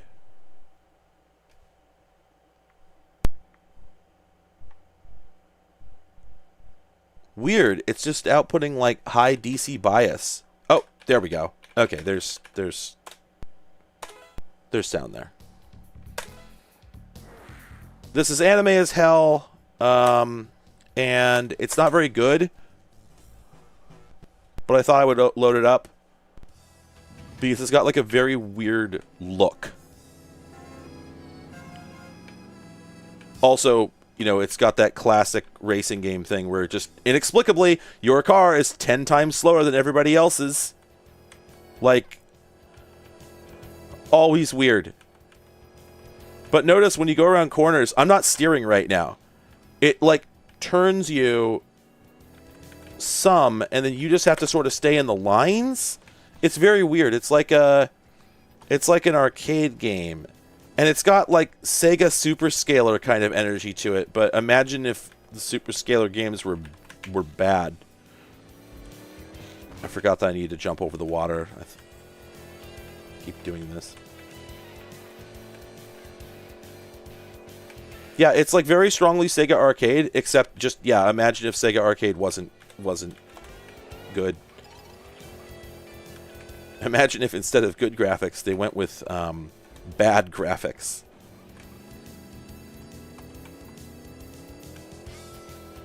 And, you know, I don't know. Maybe it is an arcade port. It does say credits 1, and I don't remember ever, you know.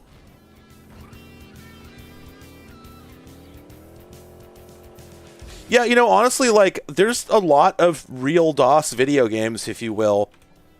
I just, I usually stick to the crap because I don't like to play stuff you've heard of, or that I've heard of. I like to play stuff that's completely unknown, and usually the better stuff gets known to some degree. See, I'm just sort of driving into the curb, and it swings me around the corner automatically. So yeah, I wonder if this could have been a... I wonder if this could have been an arcade game somewhere.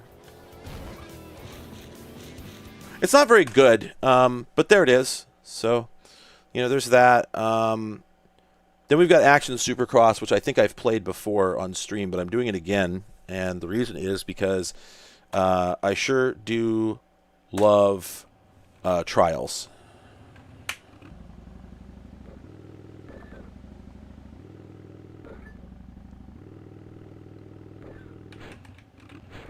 This is supposedly from 1997.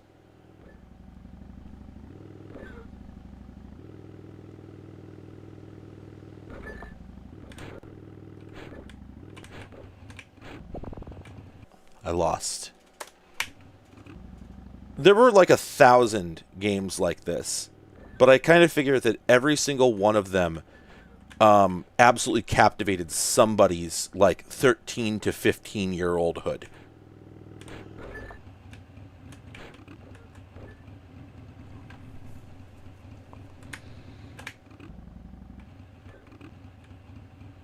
It's also really hard to back up, but you can do it.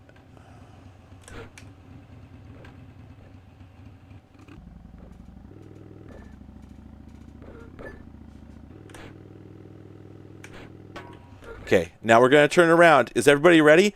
Is everybody ready for us to turn around on our bike? Because that's how we do it.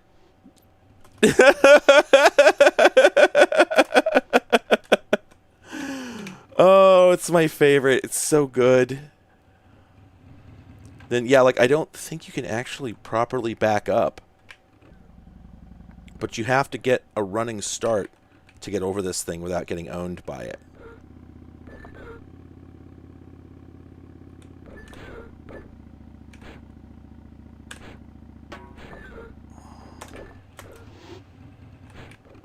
No! Oh, there we go. Oh. I've not gotten past this level before, so...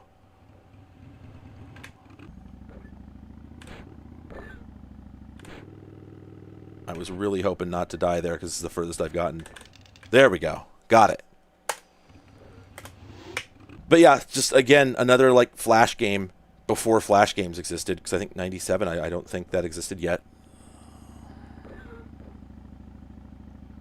And it's like so squishy.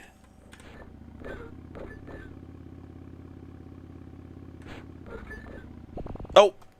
Ate it. You failed to finish. Here's a game that sucks.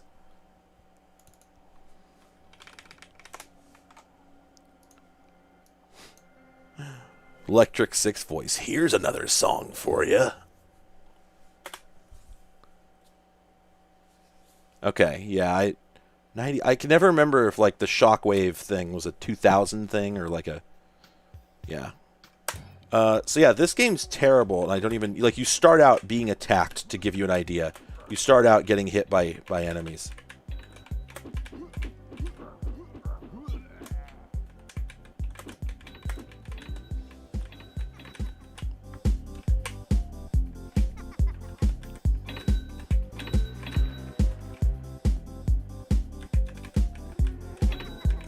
It's just like there's no... I played this for 10 minutes earlier and I couldn't find any rhyme or reason to it.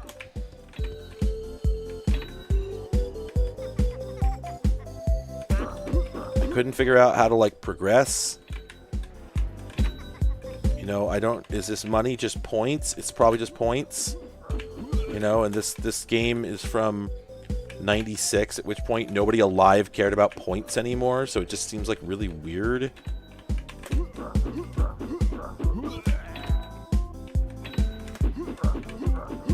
And like this is it. Like this is all the game I've been able to figure out. Oh, but if you press end, you do get this cute picture.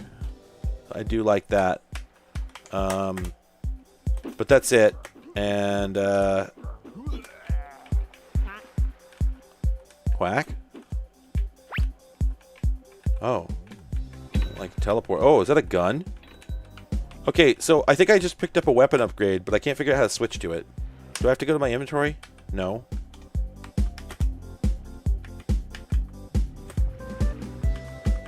Okay, pressing any button on like the page up, page down, insert block goes to this screen.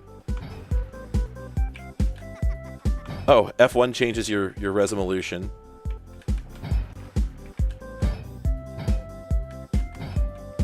F2 turns on interlacing. Oh, that's adorable. You got anything else up here? Nope, don't seem to. Tab gives you a map, and sorry, let's go back to that for a second. The world looks enormous. Look at that. God, this island's gigantic. Wait, and I'm trying to get somewhere, it looks like. Am I the red dot? Yeah, I'm the red dot.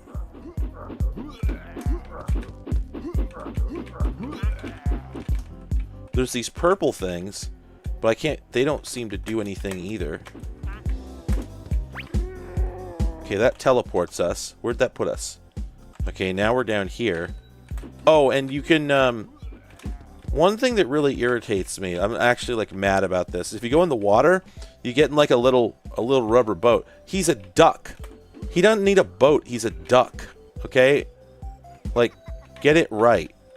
There's like some shuriken there, but I still don't seem to be able to switch weapons to use any of it. Let's look here again. Still nothing there. Like, I mean, this is technically impressive, sort of, kind of, you know, for 96, but like,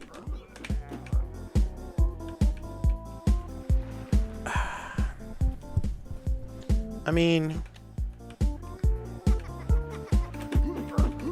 oh wait, is that a shop?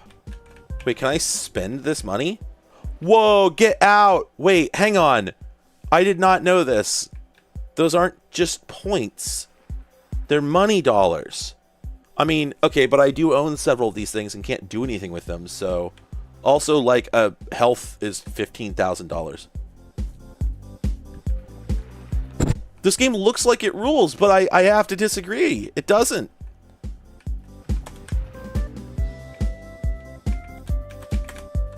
Cancel.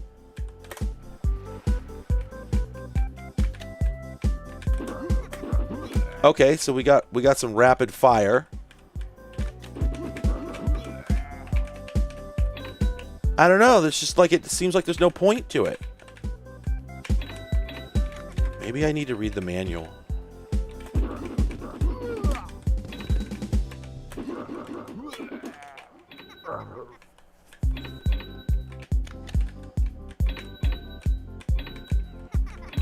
Oh.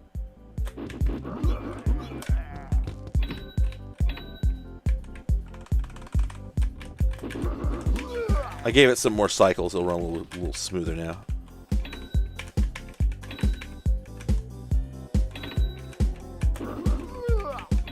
So, is this rapid fire just forever? Like,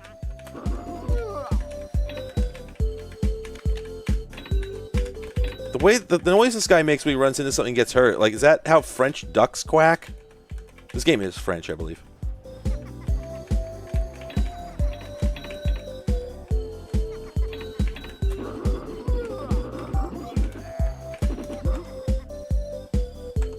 The world is so big.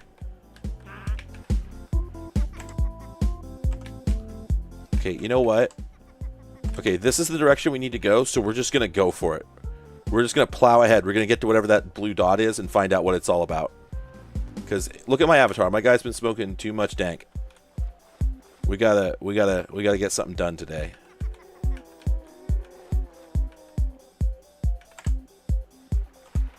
I need to bear right a little bit.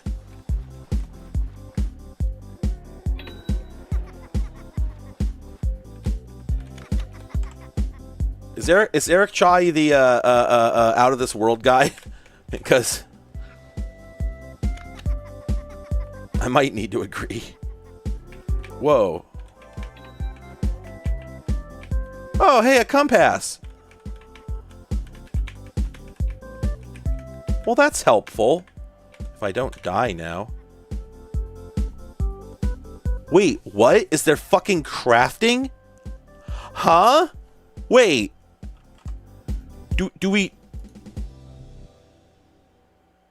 get to build the boat from Wind Waker in this?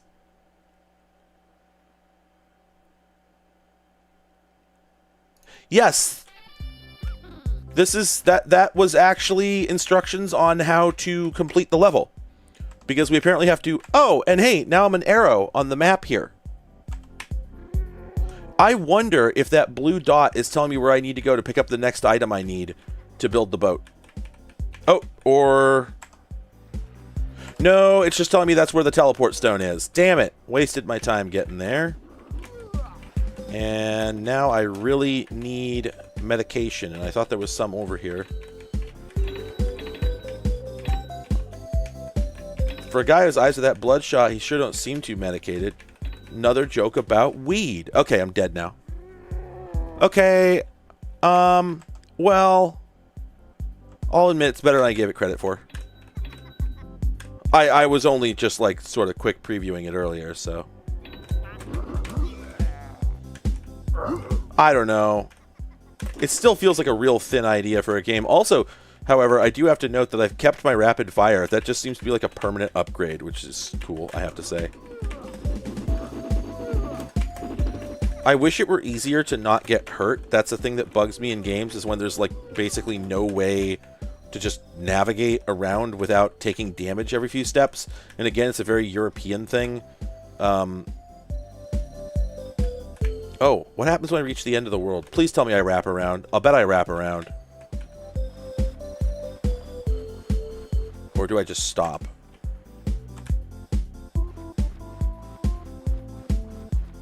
I am moving. It's very slowly.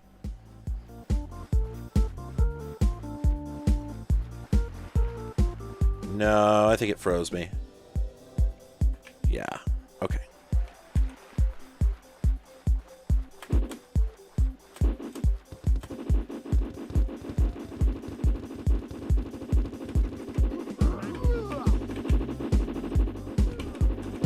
Wait, do I have $74,000? How did that happen? $1 million. Okay, so we've got like a rocket launcher here. Yes. Not enough money. Did I miss parse? Does that not say 74850? Well, whatever. Oh, I finally ran out of rapid fire too. Damn it.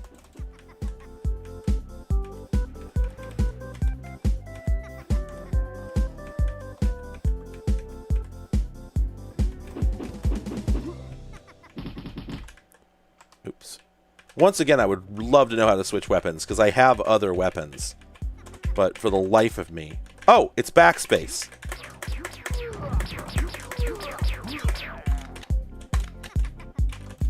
Oops. That hardly seems worth it.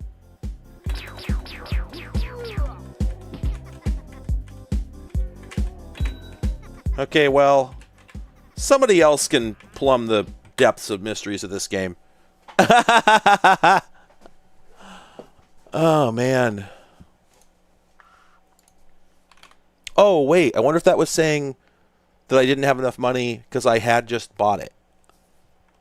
Yeah, I don't know. Give me a moment. I need to go to break for a second and eat something. I'll be right back.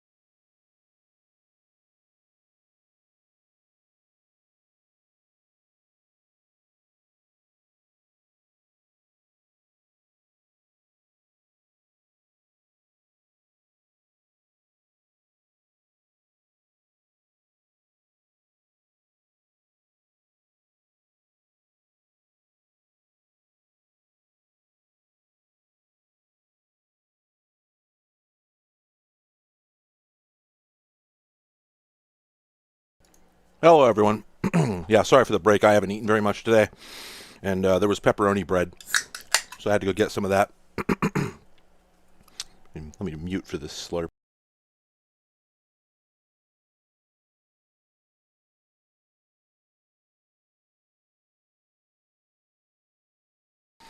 Okay, all right. We do have a few more games here, but first, we have Sarah. Let's just...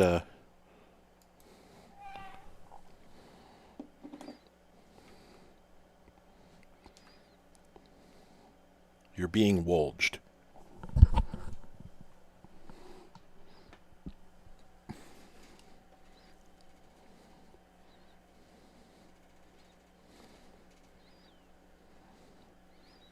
Yeah, Sarah is the cat of all time. Like, I've never met a cat that's more cat than Sarah. Like, I have quite a few cat experiences, but this one is just like in the dictionary next to cat.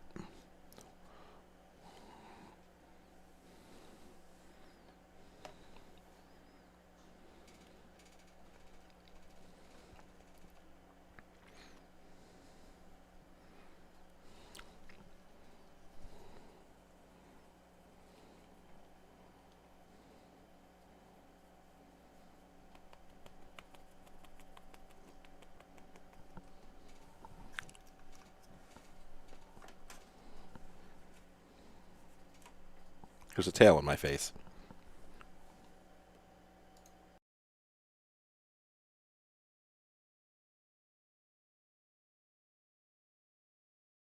I muted my mic to burp, and you can see that she's down here just grinding on my hand.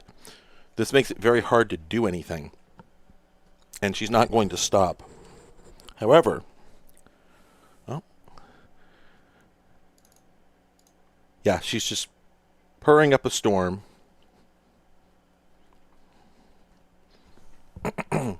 Sarah. Hey. Hey. Hello.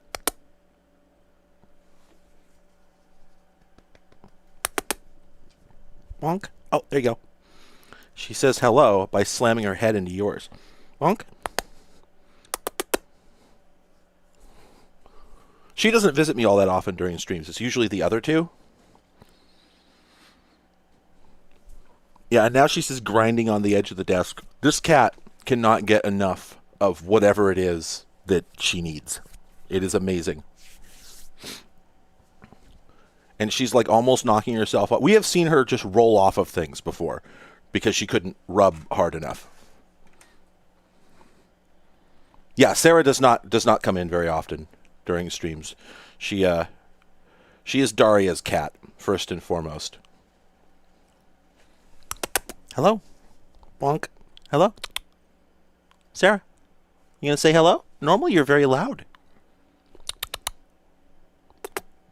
If I neglect her enough, she should start yelling at me.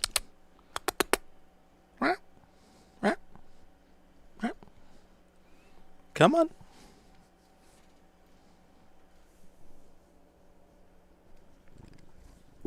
Yeah. She ground her wet nose into my nose. This cat.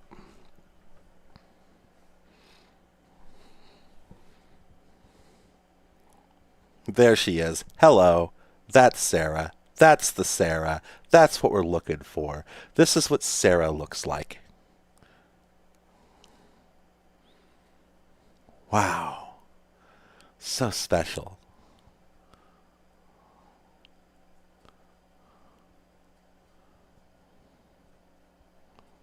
She loves touches. This cat absolutely cannot get enough. You can do this indefinitely. She will not stop you.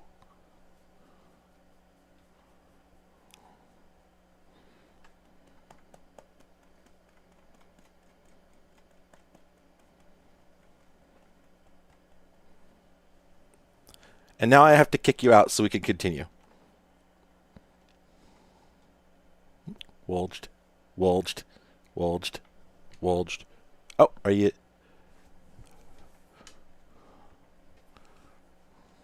Oh, gonna Flump. Fell right back over. Yeah, so that's Sarah. And she's a very special cat. Well, yes, but I have to finish the video games so I can do other things, such as other video games. All right. Hello. She doesn't upside down nearly as well as the other cats. You can see that, yeah, just instantly wants to rotate again. All right. Now I need you off the desk. You can't be where that you are at this time. You need to be over there. And in a moment, she'll be back. There she is, and she has to lay right here is the thing. This is the only place she can lay, otherwise she will be starved of oxygen and die. Big purrs, huge purrs. Okay, I'm going to throw her on the floor. Get the claws. Lift the claws. Okay, we're done. And... and there she is. And... flump. Okay. No, Sarah. I need you to go down.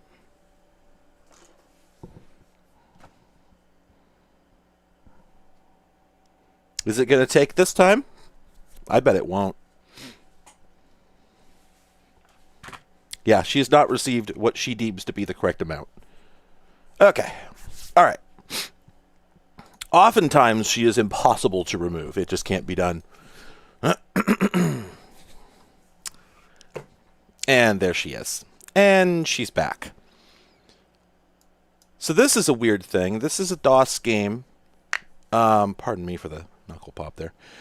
This is a DOS game that takes place entirely in text mode and moves very slowly for some reason. And it is about being an arsonist. I think there's been a lot of variations on this. This is the sort of thing that I think there were Flash games and whatnot. So yeah, you gotta lay a fuse. Yeah, you know, is it really Pyro 2? Is there a Pyro 1? I guess I don't know. But yeah, so the fire chases you. So unfortunately, yeah, stuff like that can happen where it's tough not to get burned by your own explosion. But the interesting thing is, I don't think there's any way to skip this. So like I'm dead. I've been dead for a while, but it just continues. I'm accelerating it. There we go. It continues the simulation until all the fire is burned out. Also, I mean, I don't know. I think Okay, no, I think I did die. I don't really understand the strategy. It's also incredibly slow. It's not due to like CPU cycles either. If I increase the cycles, it does not get any faster. One assumes, you know, that this is like a basic game, but one only assumes that. I'm probably not going to make it because I went through this little nook here. Also, as far as I know, this is randomly generated, which is actually pretty impressive. Oh, I'm not going to make it. Nope. So it's cool. It's cool, but just incredibly slow, you know?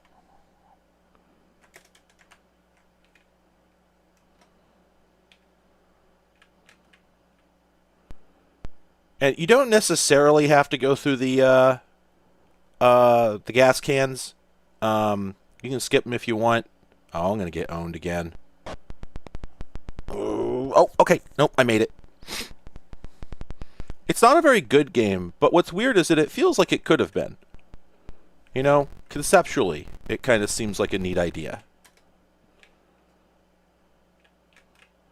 Again, you know, it's got that Newgrounds energy where, like, it really does feel like, you know, as a little bit of a time waster for, you know, 15-year-olds at a particularly edgy time in culture, you know? It might have some value. But yeah, okay, so that's Pyro 2. I don't know if there's a Pyro 1. If there is, I don't think I have it. So this is weird. I don't know how I missed this, but this is, as far as I can tell, a bespoke engine FPS from 1996, which is very weird. Like, this is not on Quake or Doom or anything. I think this is its own proprietary engine. I need to look into it. One moment. Sarah's really in the way, so I'm going to have to kick her out before I can continue. I love this cat. She's very good.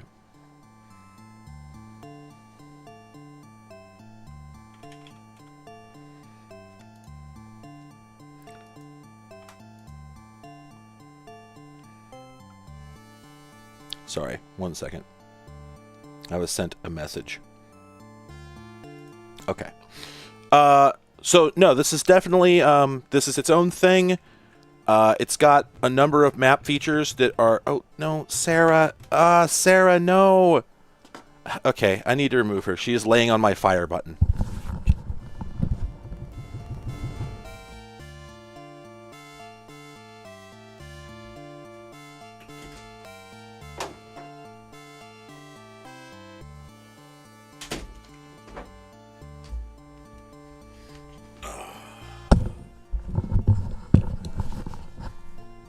Yeah, I believe it does start you looking at a wall. Let me give it some more cycles and then start again.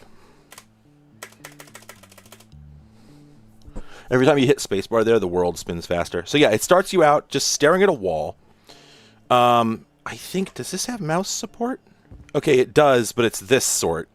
Which is interesting because... Is this shearing? Is this a raycast engine? I can't tell. It almost looks like it might actually be polygonal. Really crappy deluxe paint sky. One of the worst jump physics I've ever seen. That's how you jump. Is that not amazing? So anyway, you start out, it immediately gives you a whole bunch of weird guns. This one's called a fajita maker. Sort of a flamethrower kind of thing. So it's got, like, polygonal models for pickups, you know, so there's that. Oh, and then, yeah, you could just sort of get murked through a window here. This is a door. It's got they just lifted the Doom sound effect, and of course we know the Doom sound effect was not made by id. It came from a sound effects CD, but they probably just got it from id. And then, so this is why we know it's not Doom, if nothing else. You can't do this in Doom. And those are actually solid. And there's thicker ones later, so... We pick up a whole shitload of ammo and weapons. It feels like a demo, you know? It feels like a... Does gravity change based on your... I don't know. Yeah...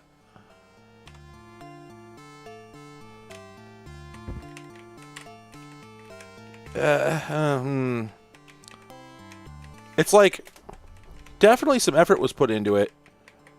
A surprising amount of effort was put into it. But just look at the result, you know, it's very clearly quite bland. One interesting thing that they did is when you go into certain areas, it changes the entire palette. You know, to achieve the effect of being in a dark space, I guess. So, you know, there's that. Oh, and then there is a hall of mirrors, sort of, or not hall of mirrors, but, well, rendering bugs anyway. And right there. So it can't render walls, you know, edge on too well, or maybe that's like a level rendering bug, or compiling bug, I don't know. I guess at least maybe all that ammo and whatnot was in a secret area, maybe, so I should be a little less harsh on it. And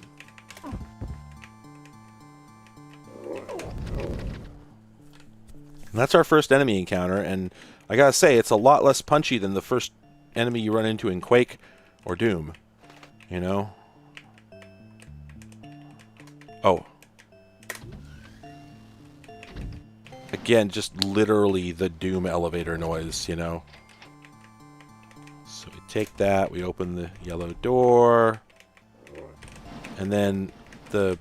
Oops, that's a gun. You know, like, it looks for a moment like an enemy out there, because it doesn't make sense for there to be a gun out there, you know? And yeah, just look at how these guys move, and then that's some sort of, I don't know, key? It's a gate orb? I don't know. Oh, and then there's this thing down here. Sort of like a demon sort of thing. Oh, whoa! The weapons aren't punchy at all. They've got multiple doors like this that don't look like doors. You know, again, I think this is a bonus area, but still.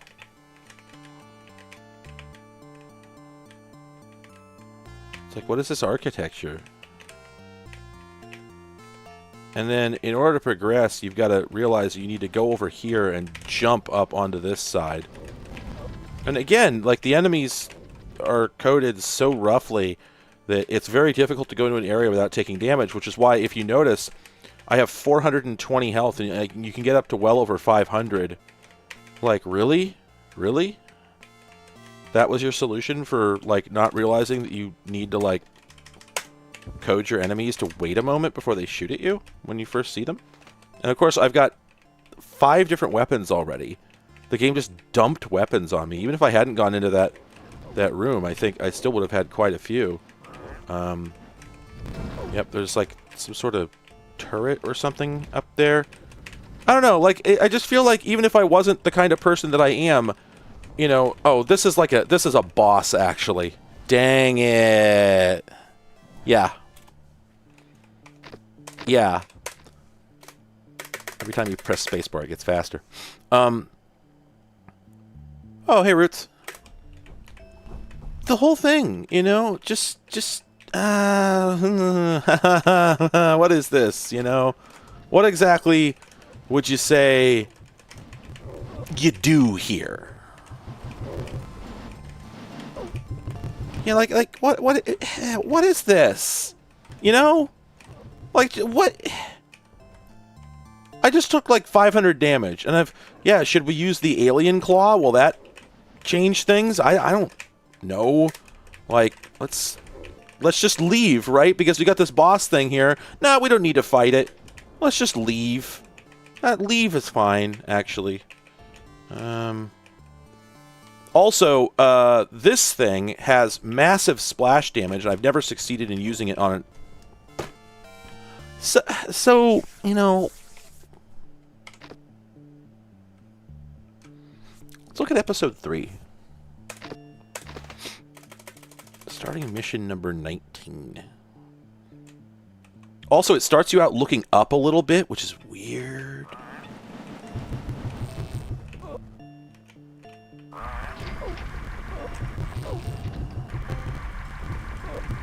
Oh my god, these guys just... Holy shit! Just a constant stream of plasma. There's no way to avoid getting hurt. Like, this is one thing that I'll just hold against any dev who gets it wrong. Whoa. Wow. Psychedelic man.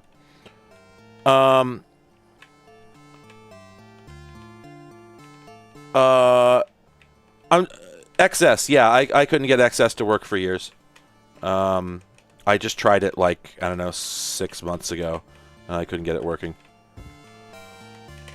It might work now. I don't care. Please don't tell me. The point is I didn't need to think about... Yeah, okay. Yeah, no. But like... Like...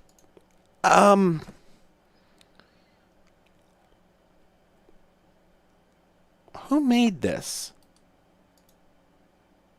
Yeah, so according to the Moby Games page, the same person did the engine, the design, and all the graphics. And I don't know if that's strictly true. But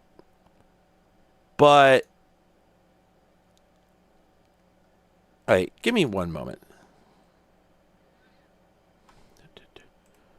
Oh. But supposedly the person in question, one Michael Taylor, was also worked on Traffic Department 2192, which is not an amazing game, but it's always been one of my faves. Did art and graphics. So, NBA Jam for Xbox. Not a whole lot of other stuff. Yeah, I don't know. This looks like one guy's tech demo that actually got, put into a game and published. So, weird stuff. Okay, this guy here, this is one of the worst games I've ever seen in my life. And I don't say that lightly.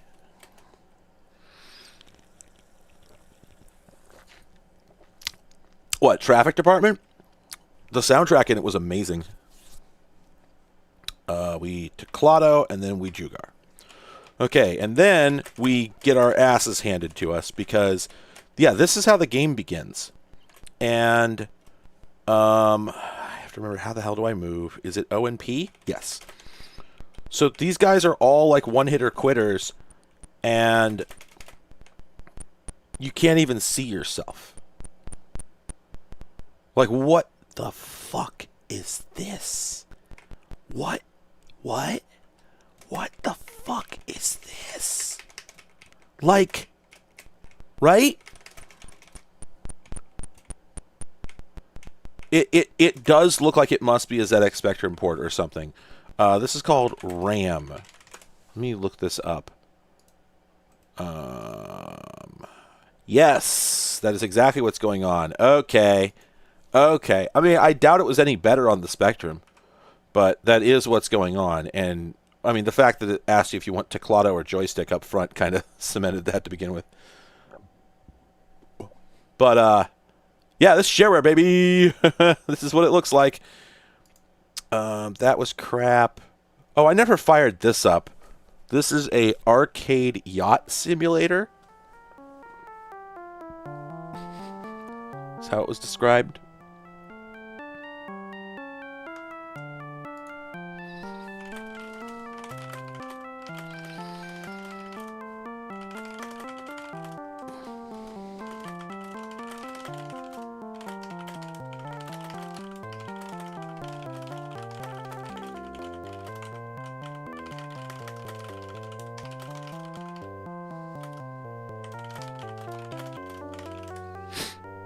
This is bad.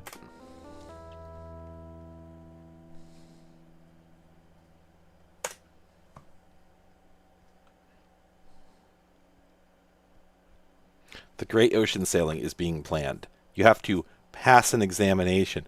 What, am I gonna bribe somebody? I loaded this up. I installed this solely because I figured that it would look buck wild, and yeah, it kind of does.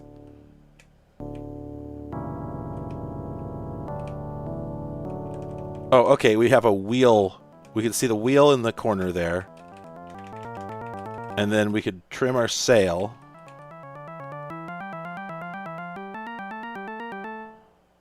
Oh, and they've got sail physics.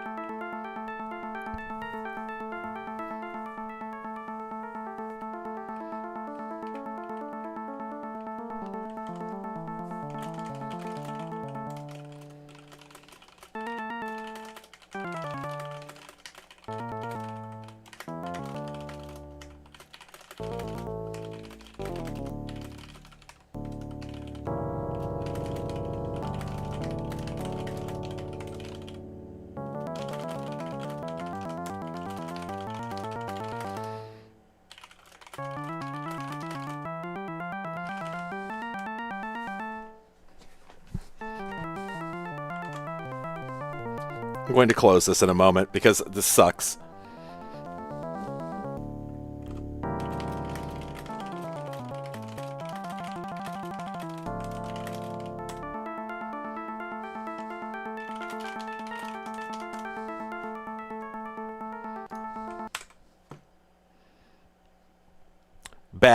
Bad game, not good. Oh, is that all the games I installed? I think Yeah, because that's the first one I played. That's terrible.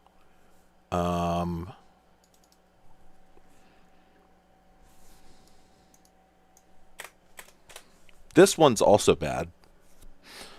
But I think this is also some... Yeah, this is from the many sort of freeware or shareware Korean games, most of which are just... There's a lot of them in Exodus. I don't know where they came from. So I don't know if they represent the cream of the crop by any means, but most of them are pretty...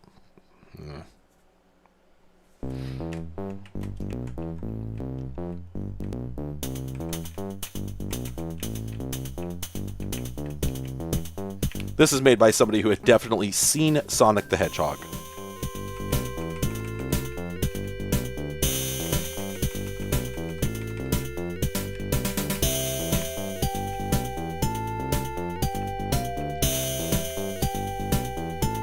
Oh yeah, that's right. They've got the wolf from New Pagodi is here. Oh, that's right. If you walk for a bit, then you suddenly start going like, you know, Sonic Hedgehog fast. But it's always so delayed that like you're invariably just going to run into something you don't intend to. And then yeah, this creepy dude.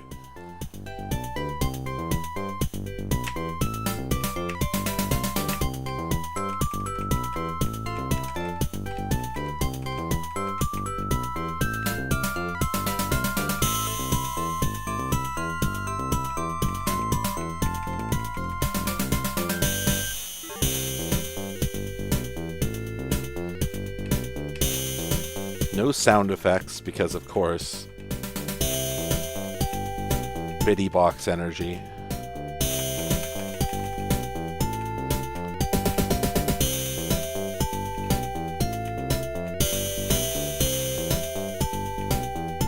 And then this guy's... Yo.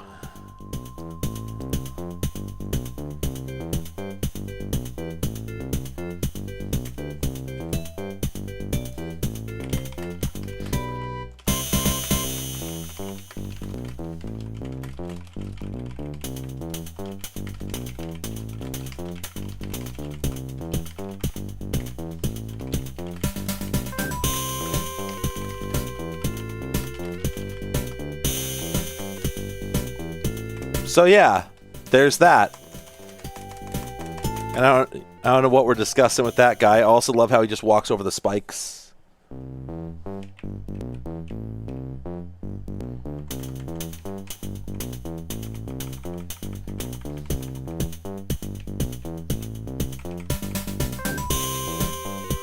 I love that weird mutilated ad-lib stab. Hello.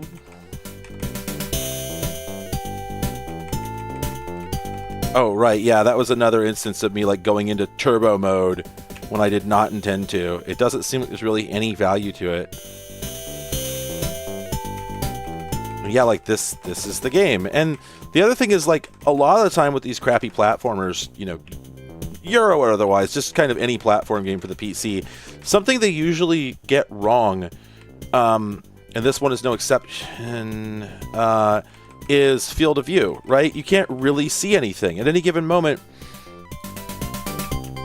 you know, you look at the screen to get your bearings, and all you can really see at any given moment is one or two platforms, right? Like, look at this right here. We've got so little context. You know, Sonic is zoomed out a little bit more. Mario is zoomed out a lot more.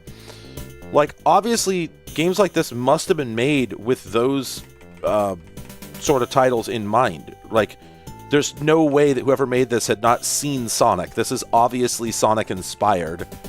It's got rings, for Christ's sake. You know, and but for some reason just like didn't... They've got more resolution than the Genesis had too, which is what's really wild. There's room to have the same size sprites, but a much bigger playfield. You know, is this a boss? I think this is a boss.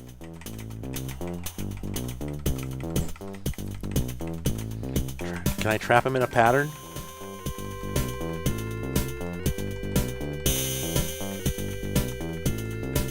Yeah, Bipralex was nuts.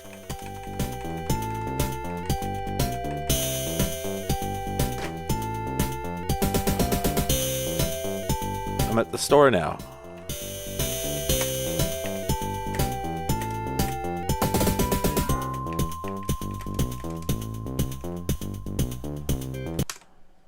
There it is. There it is! Okay, I couldn't get anywhere in that, so I'm not going to waste my time on it. I've played that game on stream before, and it sucks. Did I have anything else? I'm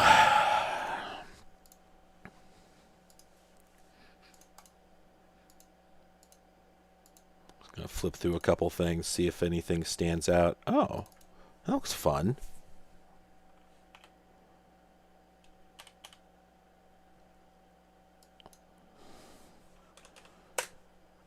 When a game asks you what graphics card you have, you know it's going to bang.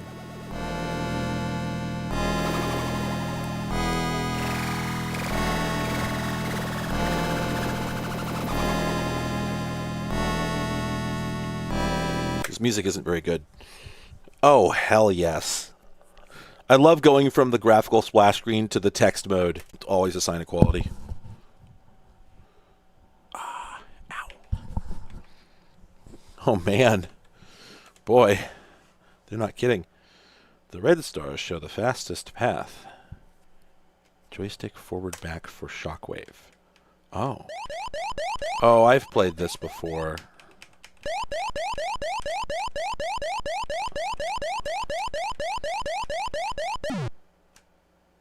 It's one of these. What am I hitting?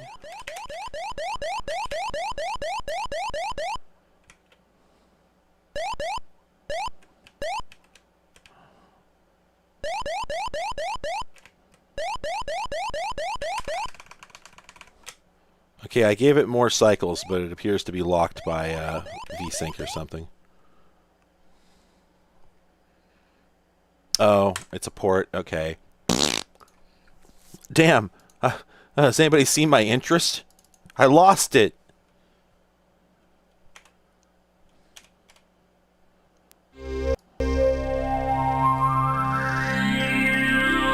That's me logging on. That's what it looks like when I log on. Go for it. Wait, is that just a ripped Mortal Kombat sprite? Go. Oh yeah, when you've got a cheats menu on the main menu. Wait, did I just fall down and lose 2/3 of my health as the beginning of the game? Was that the Doom gun sound? I think it was.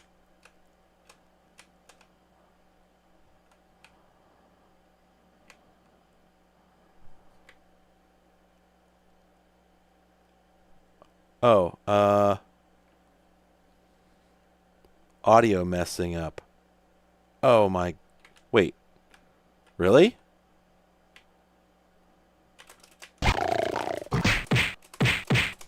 Am I still cutting out?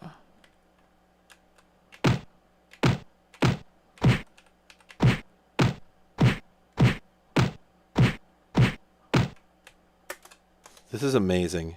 This is really... This is... Huh, okay. This game is so good. I guess my health is regenerating? There's a computer here. I don't know how to use it. Oh!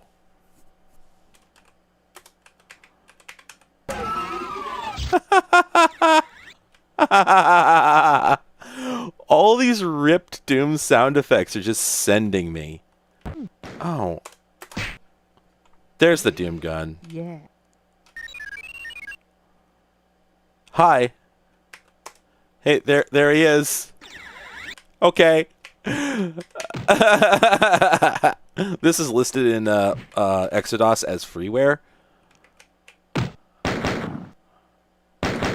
What the What the fuck? What the fuck?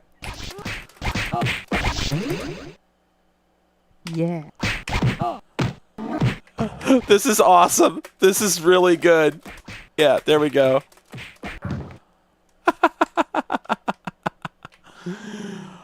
Oh.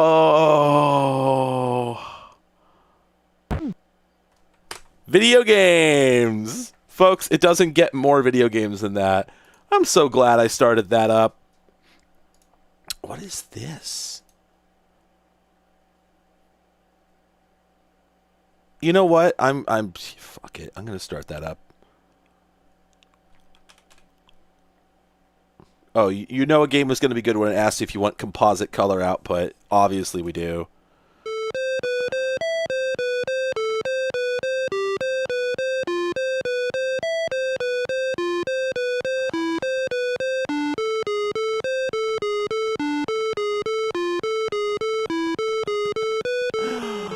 Ah.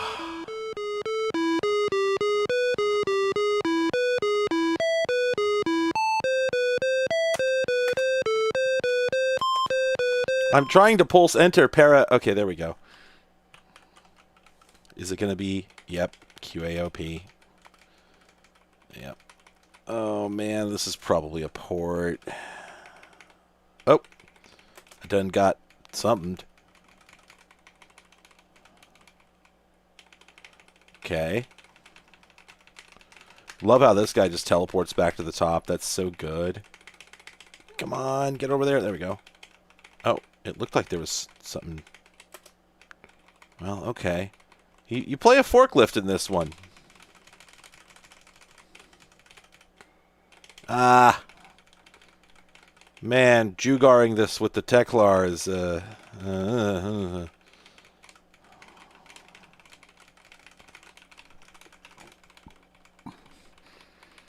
game is blurry because it's doing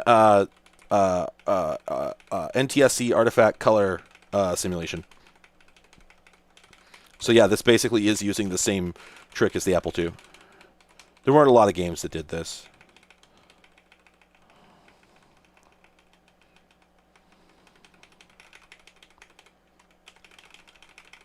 This isn't... I wouldn't call it good. You know? Is that gas? It is gas. This is hurting my hands so bad because the only way to like move at diagonals is to tap repeatedly.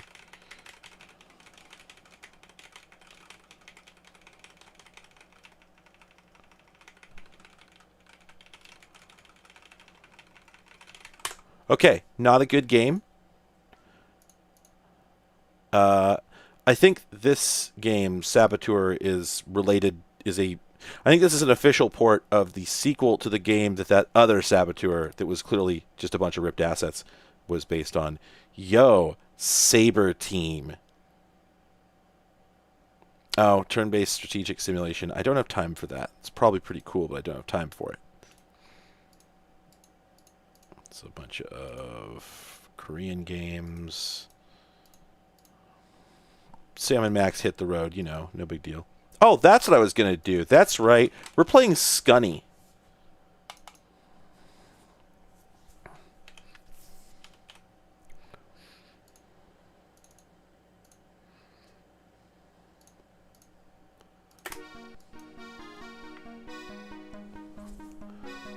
So, real quick, Scunny is so bad. There's about this many Scunny games. They're all made by Copysoft except for one. And they're all garbage. Like, they're just unplayable trash from a company that really wanted to have, like, an Alex Kidd or, like, a Sonic Hedgehog or, like, a Mario. But they just fucked it up. And the best part is this one here.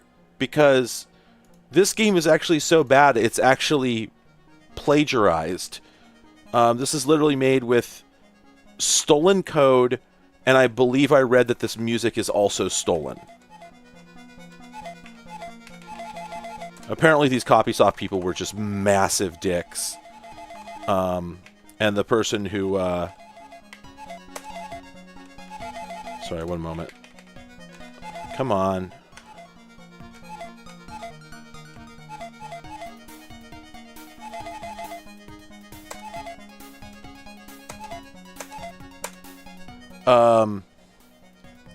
Yeah, so basically the guy who wrote the video game Wacky Wheels, which is actually pretty good, I never made a video about it. Jeez, I wish.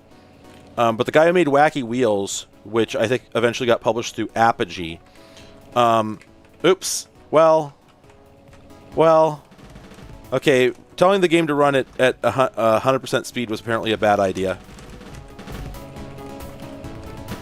How do I fucking steer? Oh my god, this is such a good video game experience. Holy shit. Well, that's auspicious. Anyway, I would love to play Wacky Wheels for you, but the music in it gets copyright struck if you put it up on YouTube. So I've actually gotten several of my live streams blocked over it.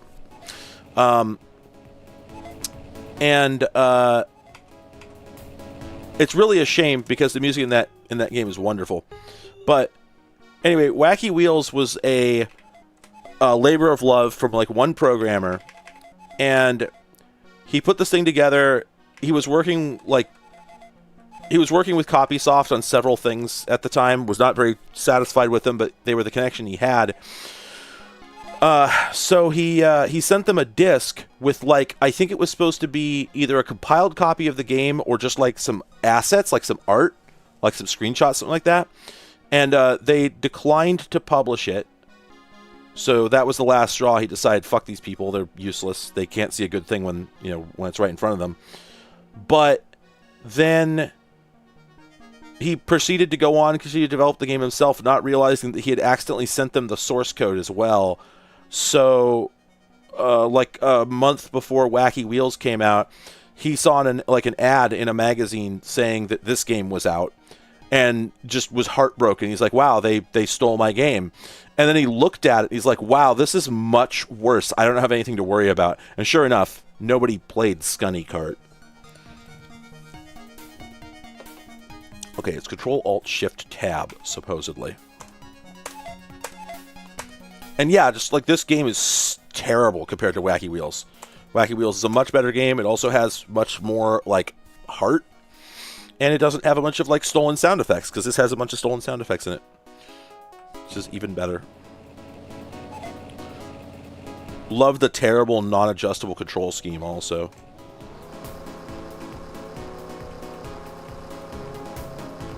But yeah, I think I read that the music in the game was stolen. It's like some demo scene shit. I don't remember.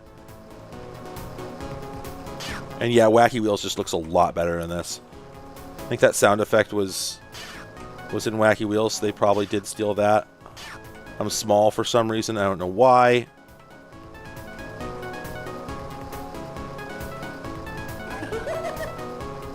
Scunny sounds like a word that Thor High Heels would say to insult a game. Are you loving this, like, 7 frames per second? Also, the music, like, I don't know if it's stolen or not, but it is some bitchin' Italo disco, which I'm always here for. It's so chunky I can't even really tell what's going on.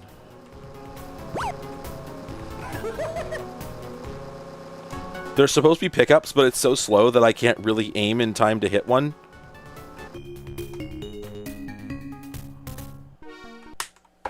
Scungy. Yeah, there we go. Skungy? Skunk? Yeah, anyway. Okay, what order were these released in? Was there an order? They all say 1992. Well, anyway, yeah, so these are just... My God, these games are so bad. Every one of these games is just so fucking bad. I think they're all based on the same code. I played these as a kid, and I did not realize that they were just objective garbage. But yeah, there he is. And now we're going to play Scunny's Desert Raid for some reason.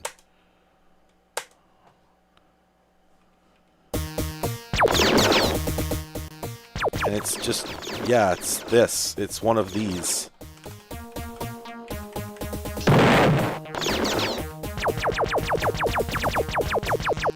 Like, I think there's really no reason to think that this is in any way connected to this character, you know? Like, their head isn't even popping out of the top of the plane or anything, which it should be. They're just there at the bottom, and that's the only thing that makes this Scunnies.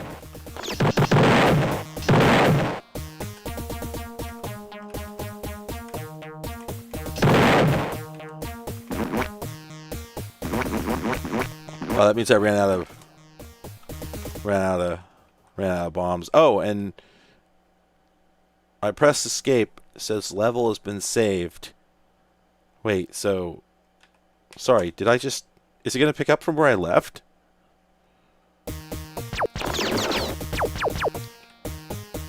No. One thing that really pisses me off with old games is when you hit escape to like see if there's options, and it just... No. It just quits. So yeah, that's Scunny's Desert Raid. And I had this joke idea in my head. We're like, oh, what if I played all the way? What if I did a stream where I just played all the way through all the Scunny games? And I tried all of them to make sure they would run. And by the time I was done doing that, I had decided that I am not willing to do that. I wouldn't even do that for like charity money. I would do it for charity money. I would do it if I could raise a good $80,000. But if I got like half an hour in and I looked at the take and it was like $200, I'd be like, you know what? The kids are going to have to suffer. Oh, I had the Scunny games as a chilled. I just didn't know that they were objectively bad. You know, so... Also, love this music. Very Wild West. Definitely very Wild West. This is what the Wild West sounds like. I think it's the same song. Oh, God, I missed it. But did you see the score? The score, like 200 points, floated up from those items, got hidden behind the plateau, and then popped out at the top. Absolutely delightful.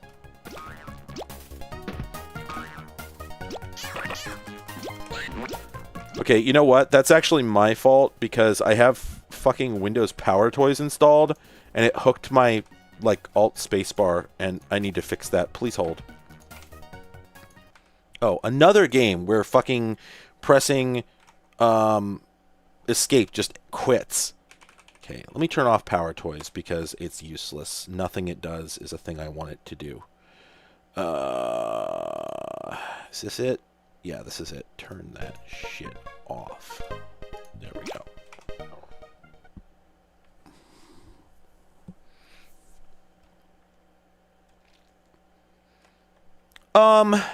Yeah, because I mean, I did have Keen and I had Duke Nukem and whatnot.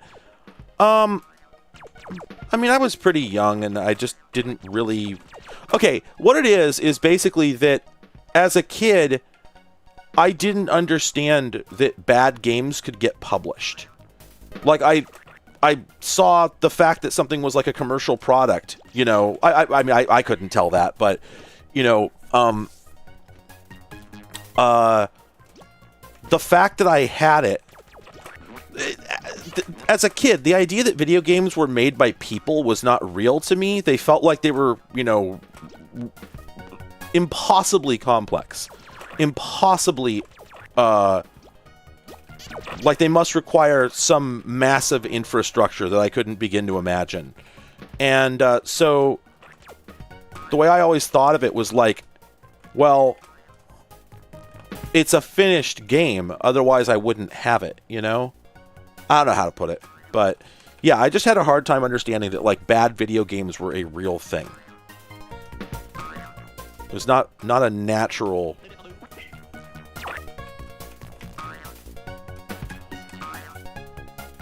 box. This is the furthest I've gotten in this game.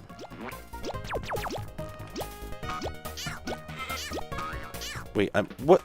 Man, fuck off, actually. Go to hell. Oh my god.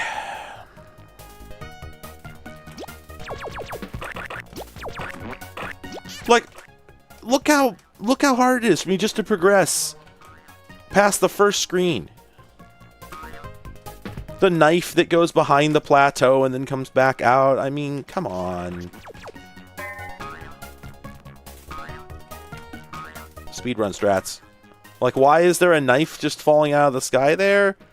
Oh, and then you could tell that, like, they realized that players could from here, they could make it to that island, that platform, and skip, like, the hard part. So they just threw in these tiles here and didn't bother to give them the right edges so they would look like they were... Yeah, yeah. It's fucking amateur hour in here. No, literally, though. Is this a Jeff Minter game? Why am I collecting sheep? Horrible. Horrible. Just horrible. My God. Yeah, and just like terrible, you know, the parallax situation blows. The camera situation blows. The palette blows. The music blows.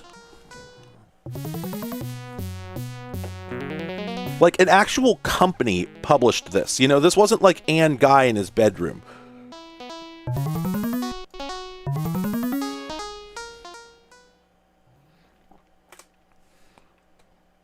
This Bush League shit. Yep, Save Our Pizzas would be the one.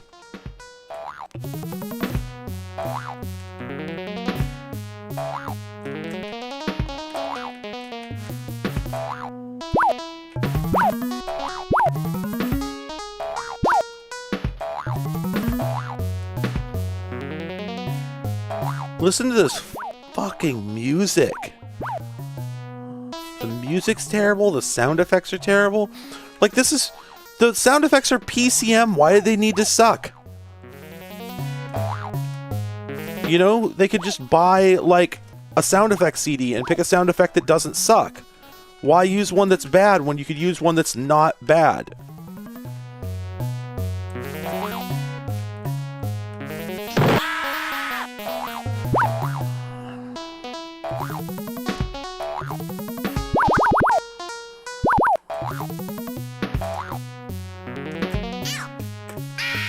Fuck you. That is exactly as much time as I have for that. Scunny, Lost in Space. So the name alone sounds like an insult.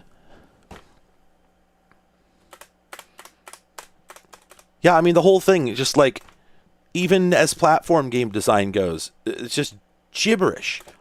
Why bother with, like, oh, he goes back to Roman times if you're not going to even make the slightest effort to... Yeah. This is another shitty... Well, you know what game this is. Fucking lunar rover game that sucks. And, like, check out the physics on these bullets. Just look at that. Just look at that. Look at how those fucking sound effects, and it's impossible not to get hit, and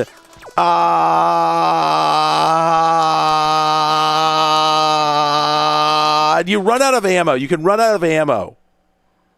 Fuck!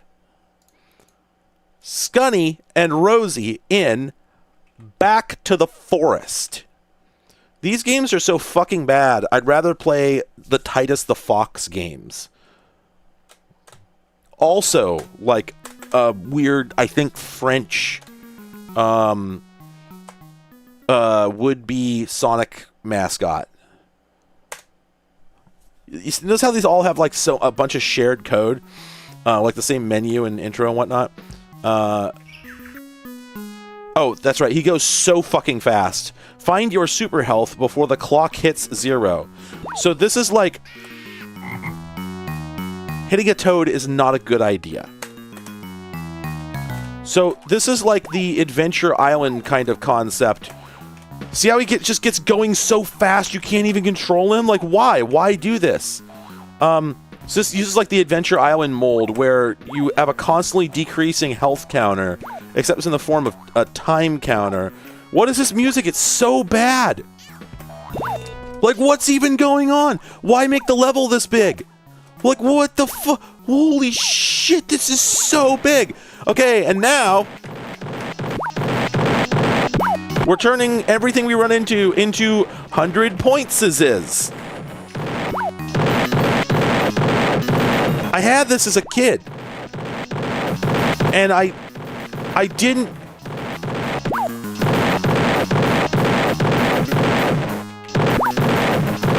Additionally, That's right. I forgot there still is a time limit. And then what you're supposed to do is to kill the toad for some reason. I don't know why that's the plot of the game. You get the points at the end of the level, I think. Let's see how you scored. The exclamations on both sides of the... Yeah, yep, uh-huh. You gotta hit the toad when you're super scunny.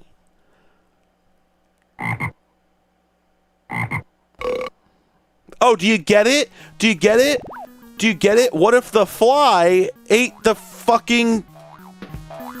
What if the fly ate the toad? That's an inversion of the usual order of things.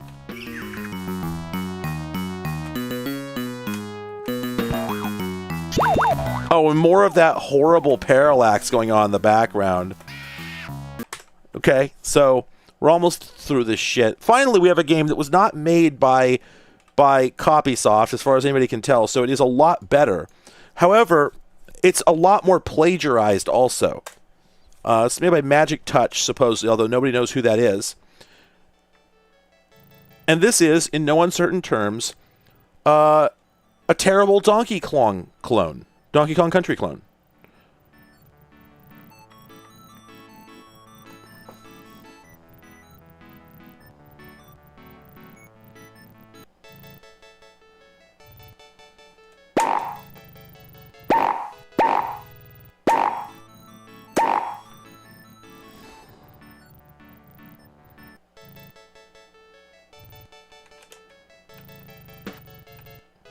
You can tell it's European. It's got the wobbling text. So it still has a lot of the same problems, like the horrible parallax, but then it also just has the Donkey Kong barrels. Just straight up. It's just literally the Donkey Kong barrel puzzles. They just took them. And also, all the sound effects are just like grabbed out. Oh, and this is really good. You just hear, you're like, oh, what do I fucking do?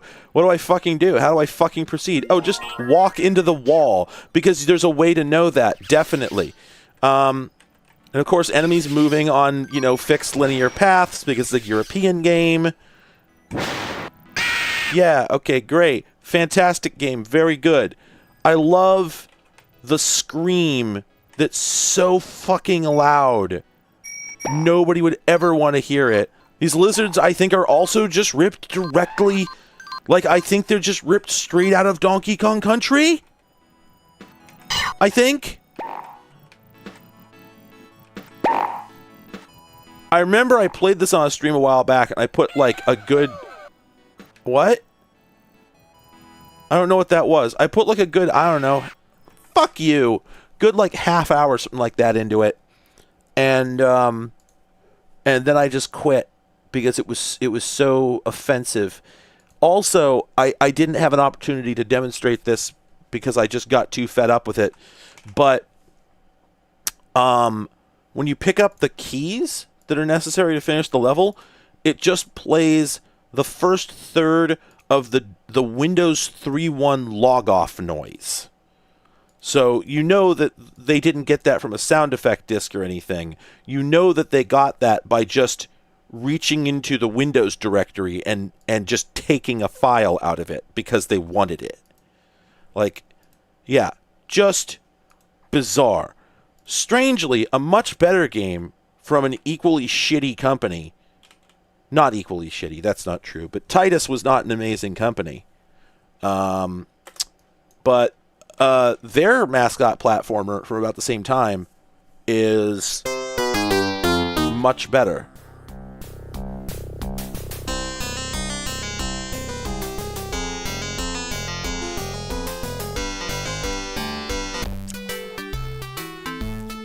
It's definitely still European, you can tell, for so many reasons. You know, like the edge scroll, even though the PC has no need for that. I gotta remember how this works, because... Oh, there we go. There you go. You pick stuff up, and then throw it.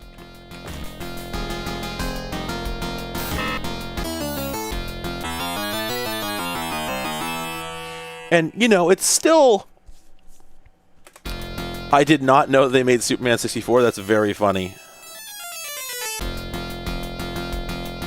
Like, the weird clipped sound effects that are also way too loud are just such a Euro dev thing. But still, the game is so much better made than fucking Scunny.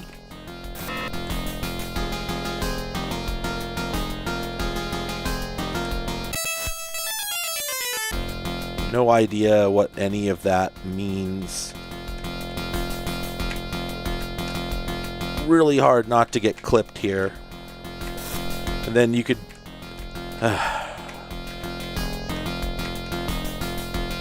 I swear to God, like, drunk guy who throws bottles at you is exclusively a European video game thing that does not exist in any Japanese or American game. Like, I swear to God. I swear to God, I've never seen this.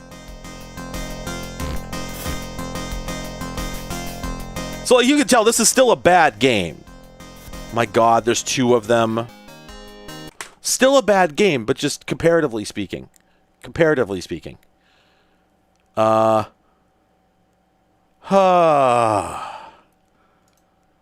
just wanted to make that point. I'm up to okay, it's been 3 hours. I normally stop drinking. Wow. I normally stop streaming at this point. God, I wish I was drinking. I cannot drink yet. I'm probably not till the new year. I wanted to talk briefly about Pie in the Sky. Since people are still here. So, Pie in the Sky. You may or may not be familiar with a game called Corncob Deluxe. Great name, by the way. Fantastic name.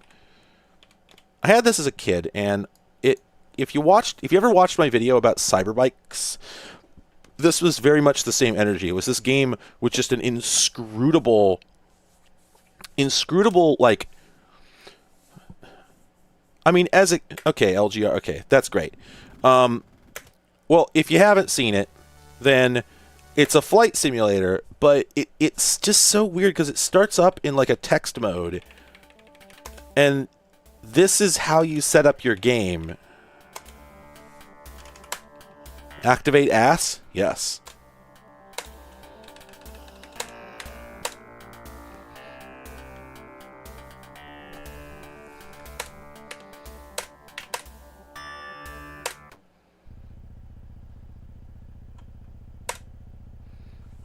Give this some more cycles. Unfortunately, it will be flickery. There's nothing I can do about that. And then, for some reason, there's no info in the instructions. Whoops, that's the boss screen. There's no info in the instructions about how to... Oh! Here we go. I didn't get this help screen before. You are in the cockpit of an F4U Corsair. It's very dark. You may be eaten by a grue. Okay, so it's plus on the numpad. That's the throttle. Okay, there we go. So this game is very weird just because it's very stylized, for one thing. And also... No, that's it. Like, it's in a weird graphics mode. It's very stylized. And... although there was a story which I could have read, it was in that, like, DOS text mode, and it, like, bored me to tears to look at it as a kid, so I just didn't. So when I got into the game, it felt like I had never... It felt like I was just dropping in with no prior knowledge, you know? So then, okay, you've got 3 weapons. You've got your normal machine guns, okay. Weird that they show up like that, but okay. And then you have whatever this is... And then you've got missiles, which, let me remind myself how to fire missiles. Then fires the missiles. Missiles are lettering and C. And then you also have bombs. Okay. The fuck just blew up behind me? Oh, you also have a rear view mirror, which is very weird.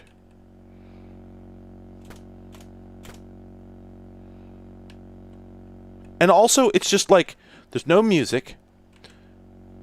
right? And you're just flying this plane in this highly abstract 3D space.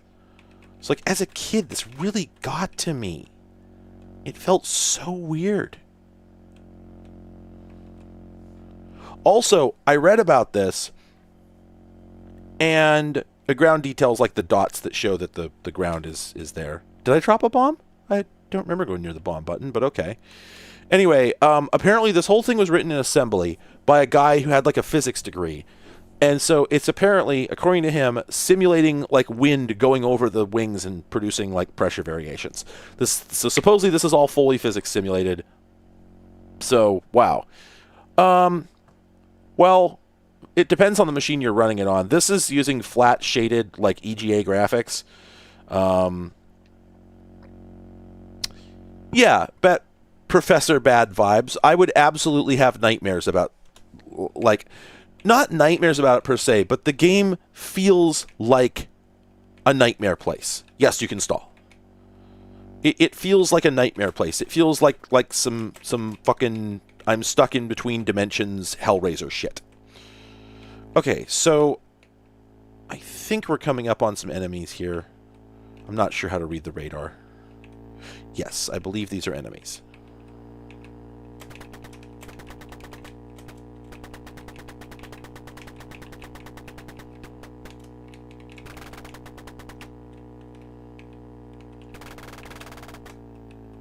And like, you know, everything's made out of primitive shapes, you know, so it's all circles in primary colors, you know, so that's weird to me.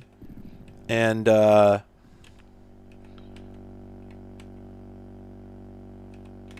I mean, and it runs so smooth for what it is.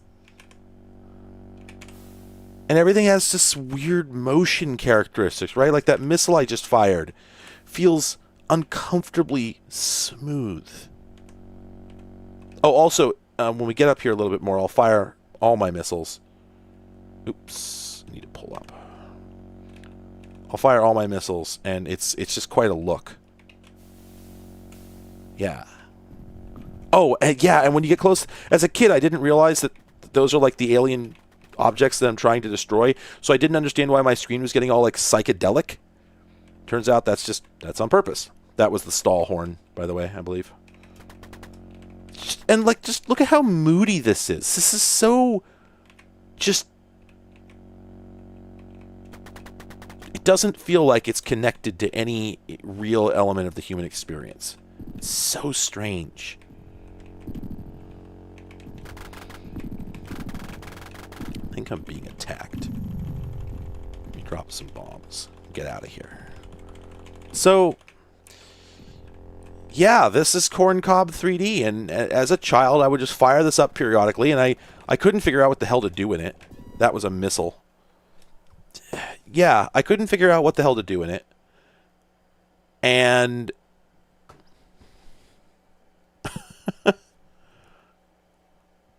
yeah, Ecstatica is also wild. Okay, so... now, let's look at something different.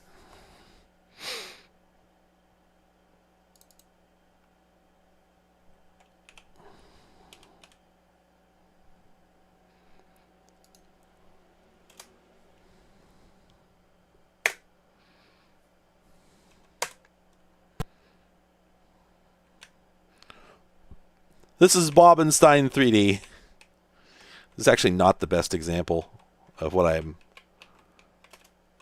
You know what? This is not the best example of the phenomenon that I wanted to talk about. Let me try... Hang on. Where is it? There it is. That should do. Totally normal. I am getting all these games from a package called Exodos. EXODOS. You can find a torrent of it. It's about, I think, 300 to 600 gigs. I can't remember. And it's just 7,600 DOS games. Okay, so if you're going through modern collections of shareware, I never found any of these back in the day, to be honest. If you're going through modern collections of shareware, you will always find a game that looks exactly like this.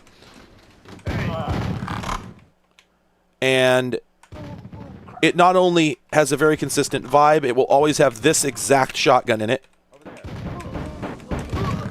This is actually one of the better made ones that I've seen.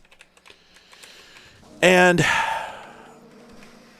I started finding these some years ago. And I didn't know like what the common element was between them. I'm like, okay, are these like hacks off a given engine or something? Oh, wow. Oh my god. I killed guys in both of these doorways, so they're never going to stop making that noise. That's delightful. Anyway, long story short, I did not know this for a long time, but yeah, so clearly other people here do. This is the Pie in the Sky game creation system. This is what Pie in the Sky Software did after finishing Corn Cob and wanting to move on to do something else. They started making a game that was supposed to be, you know, a Doom competitor, and then partway through making it, they realized that probably they could actually make more money by just selling an engine. So they actually sold one of the first commercial... They sold one of the first commercial 3D game engines that was sold for the purpose of make your own game, you know, like Unity, etc. Oh my god, even though those doors are supposedly on another floor of the building, the level hasn't reloaded, so I'm going to continue hearing them open and close forever. Sucks, man. Hang on a second. It has this very awkward inventory system, so everything you pick up, if you can't immediately use it, like ammo or health, it goes into your inventory, which is the thing at the bottom. And then you can't use stuff from your inventory. You have to drop it first, and then pick it back up, and that'll use it. So that's frustrating. You just walk into doors to open them. This one needs a key, so I gotta go find that.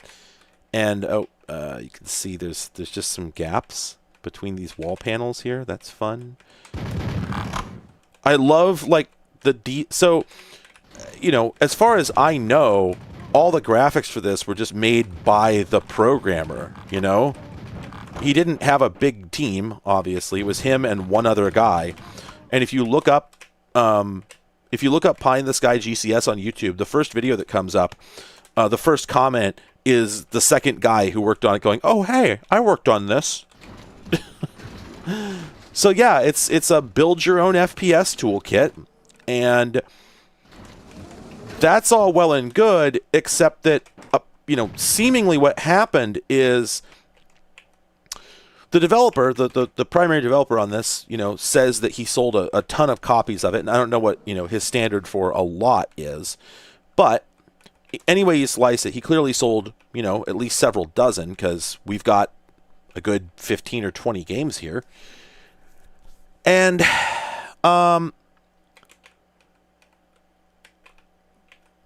what it looks like is that the majority of them took the base game, the default game, which was actually, one assumes, the game that they originally wrote the engine to sell, which was, wrote the engine to make, which was, God, what was it? It wasn't Industrial Killers, I don't think. What was it? Terminal Terror? I think it was Terminal Terror. Yeah, I think so.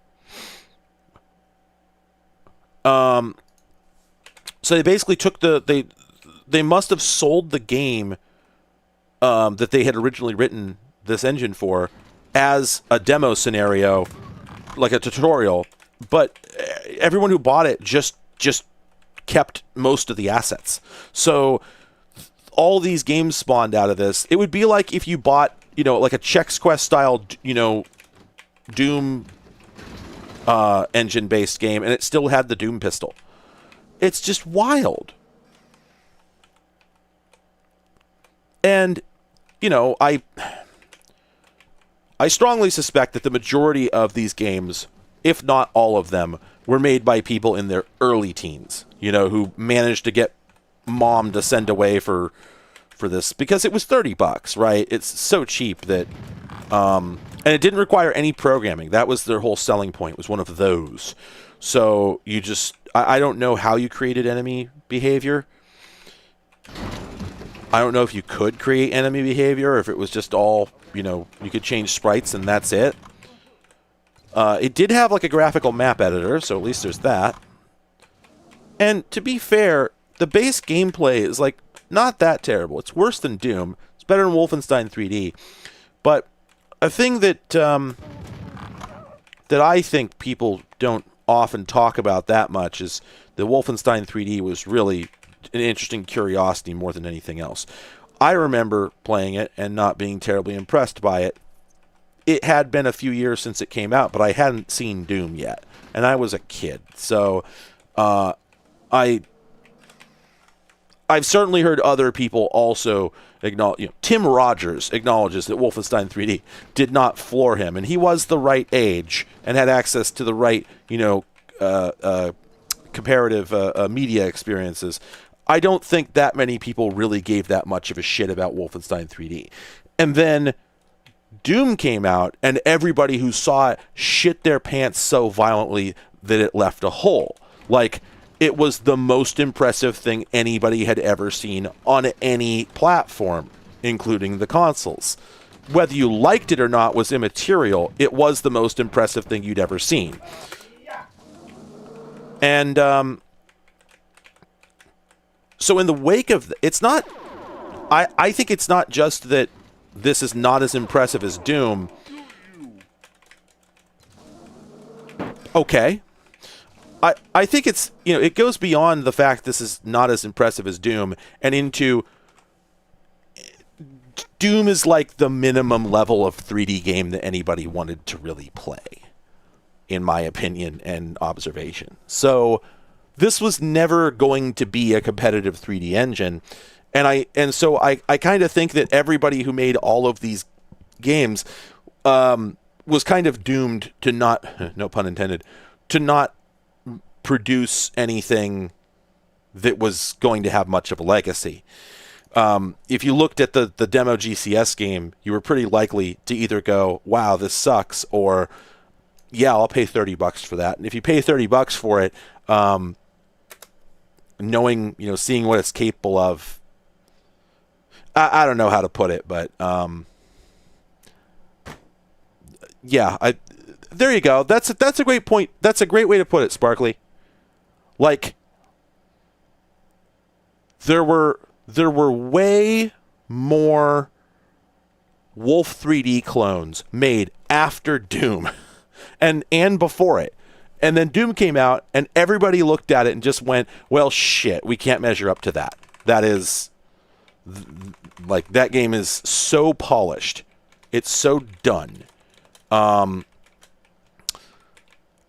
just think everybody looked at it and just went, nah, we're outmatched here.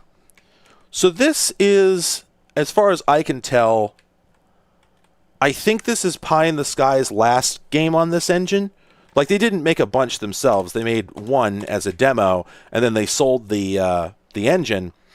And then at some point later, I think, they made this thing. This is called Lethal Tender. And this is, like, slightly better in several ways than the other games. It's got a little bit more of like, a story and a... it's got a little bit more of like an in-game story going on. Like, you talk to NPCs and things like that. It's got some interesting... technical stuff going on. Like, for instance, notice the scanning radar map down there. Not a tremendously involved trick, but I will point out that if you pay attention... I'm going to stand right here, right? So... We're watching the radar beam scan back and forth. And that looks like just a cute effect, but if we rotate, we find that no, it really is scanning. So what does that mean? It means that if we continue rotating, then it's going to draw a distorted level because it really is sampling the map as it draws. And it also means, because the map moves as it's drawing, I believe if you sidestep, well, I don't remember my sidestep key, but I think you could distort it in other dimensions as well. So then we start out the game proper, and there's actually kind of a plot to it. And it turns out this is actually like an MGS style stealth infiltration game. I don't know what most of the stuff in the lower right means. Like, it's got your blood pressure and pulse. I don't know why that matters. But in at least one other version of this engine, or one other game based on this engine, there's actually a field that says profile. And that actually is telling you what your stealth profile is. It's telling you how audible you are, etc. So you're supposed to be able to, like, sneak around and, like, put on enemy uniforms. There we go. I just put on enemy uniforms. So theoretically, I'll be lower profile. But because I shot a guy, I think that permanently increases my profile. I've never figured out how to make it go back down.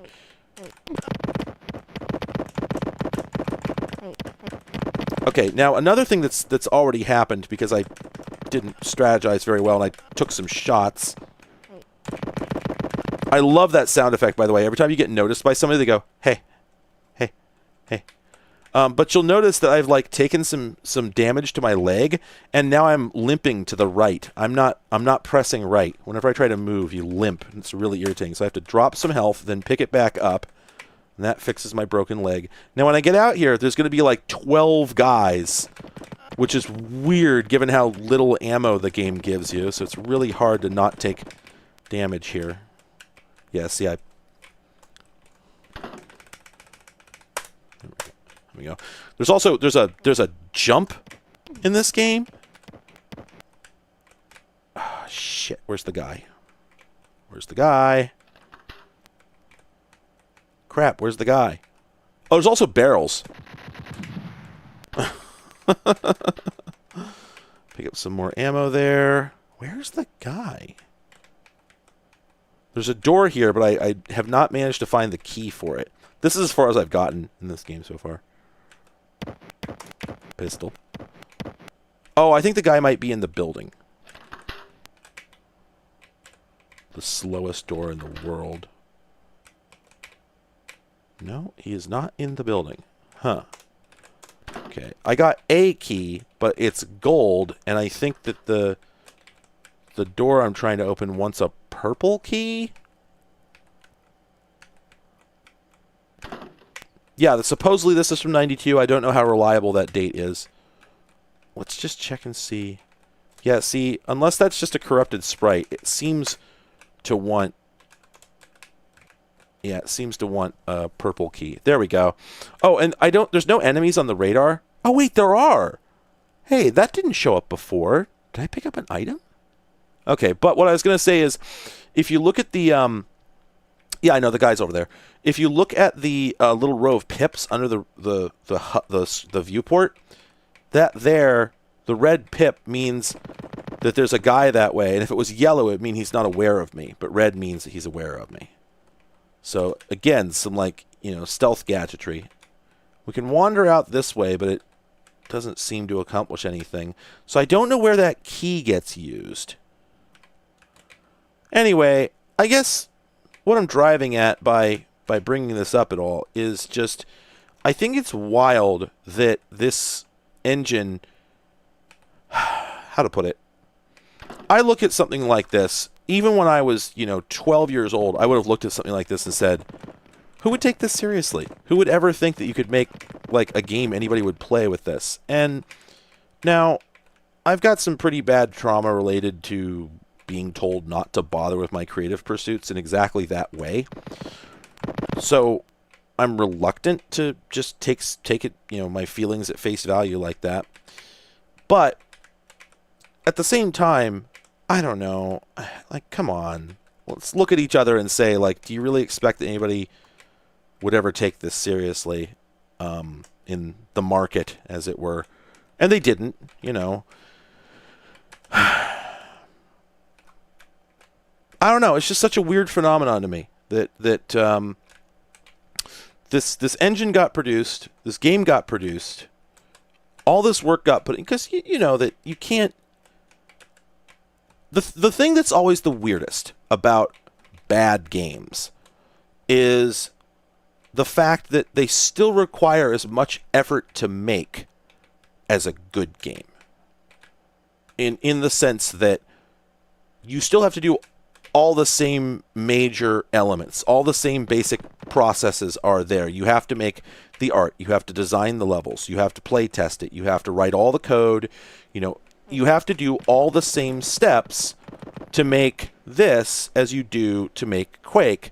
Just, you're doing a bit less of them, but it's still an enormous undertaking. It still requires an enormous amount of discipline and time management, planning, foresight. And when it all gets done in the service of something that, we all know is going to be received by virtually everybody exactly the same way that it is for me, anybody who looked at this was going to look at it and go, are you fucking kidding me? Like, you're joking, right? Like, oh, whoa, that's how we progress. And I guess, I don't know, I guess it's just scary to think about, like, oh, what if I was working on something without, holy shit, all these guys. Oops, didn't do that right. What if I was working on something not realizing that it was this bad? That it was going to be perceived this way. It's weird.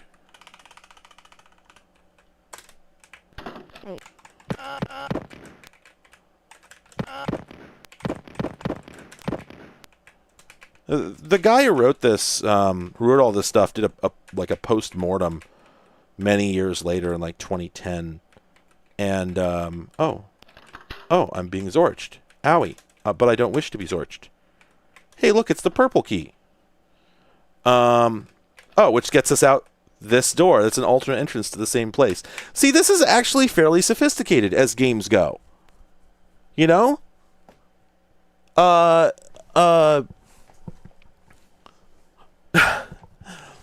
Hub areas and persistent world state.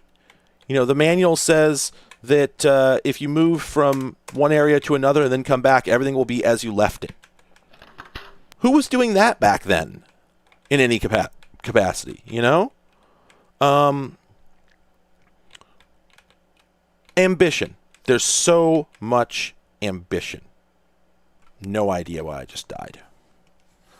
Holy shit. Drowned in goo. Oh, that's why I died. I guess that was goo. So yeah, like, what a weird thing. Pie in the sky software. I was trying to decide if I had more to say about it, but I don't know that I do. It just is what it is. Anyway, I'm going to get going for the night. I guess ZZT did do that. Now that you mention it. I'm going to get going for the night. Sorry to people who just joined. Thank you for everybody who hung out. Really appreciate it. Didn't know what else to do with my day.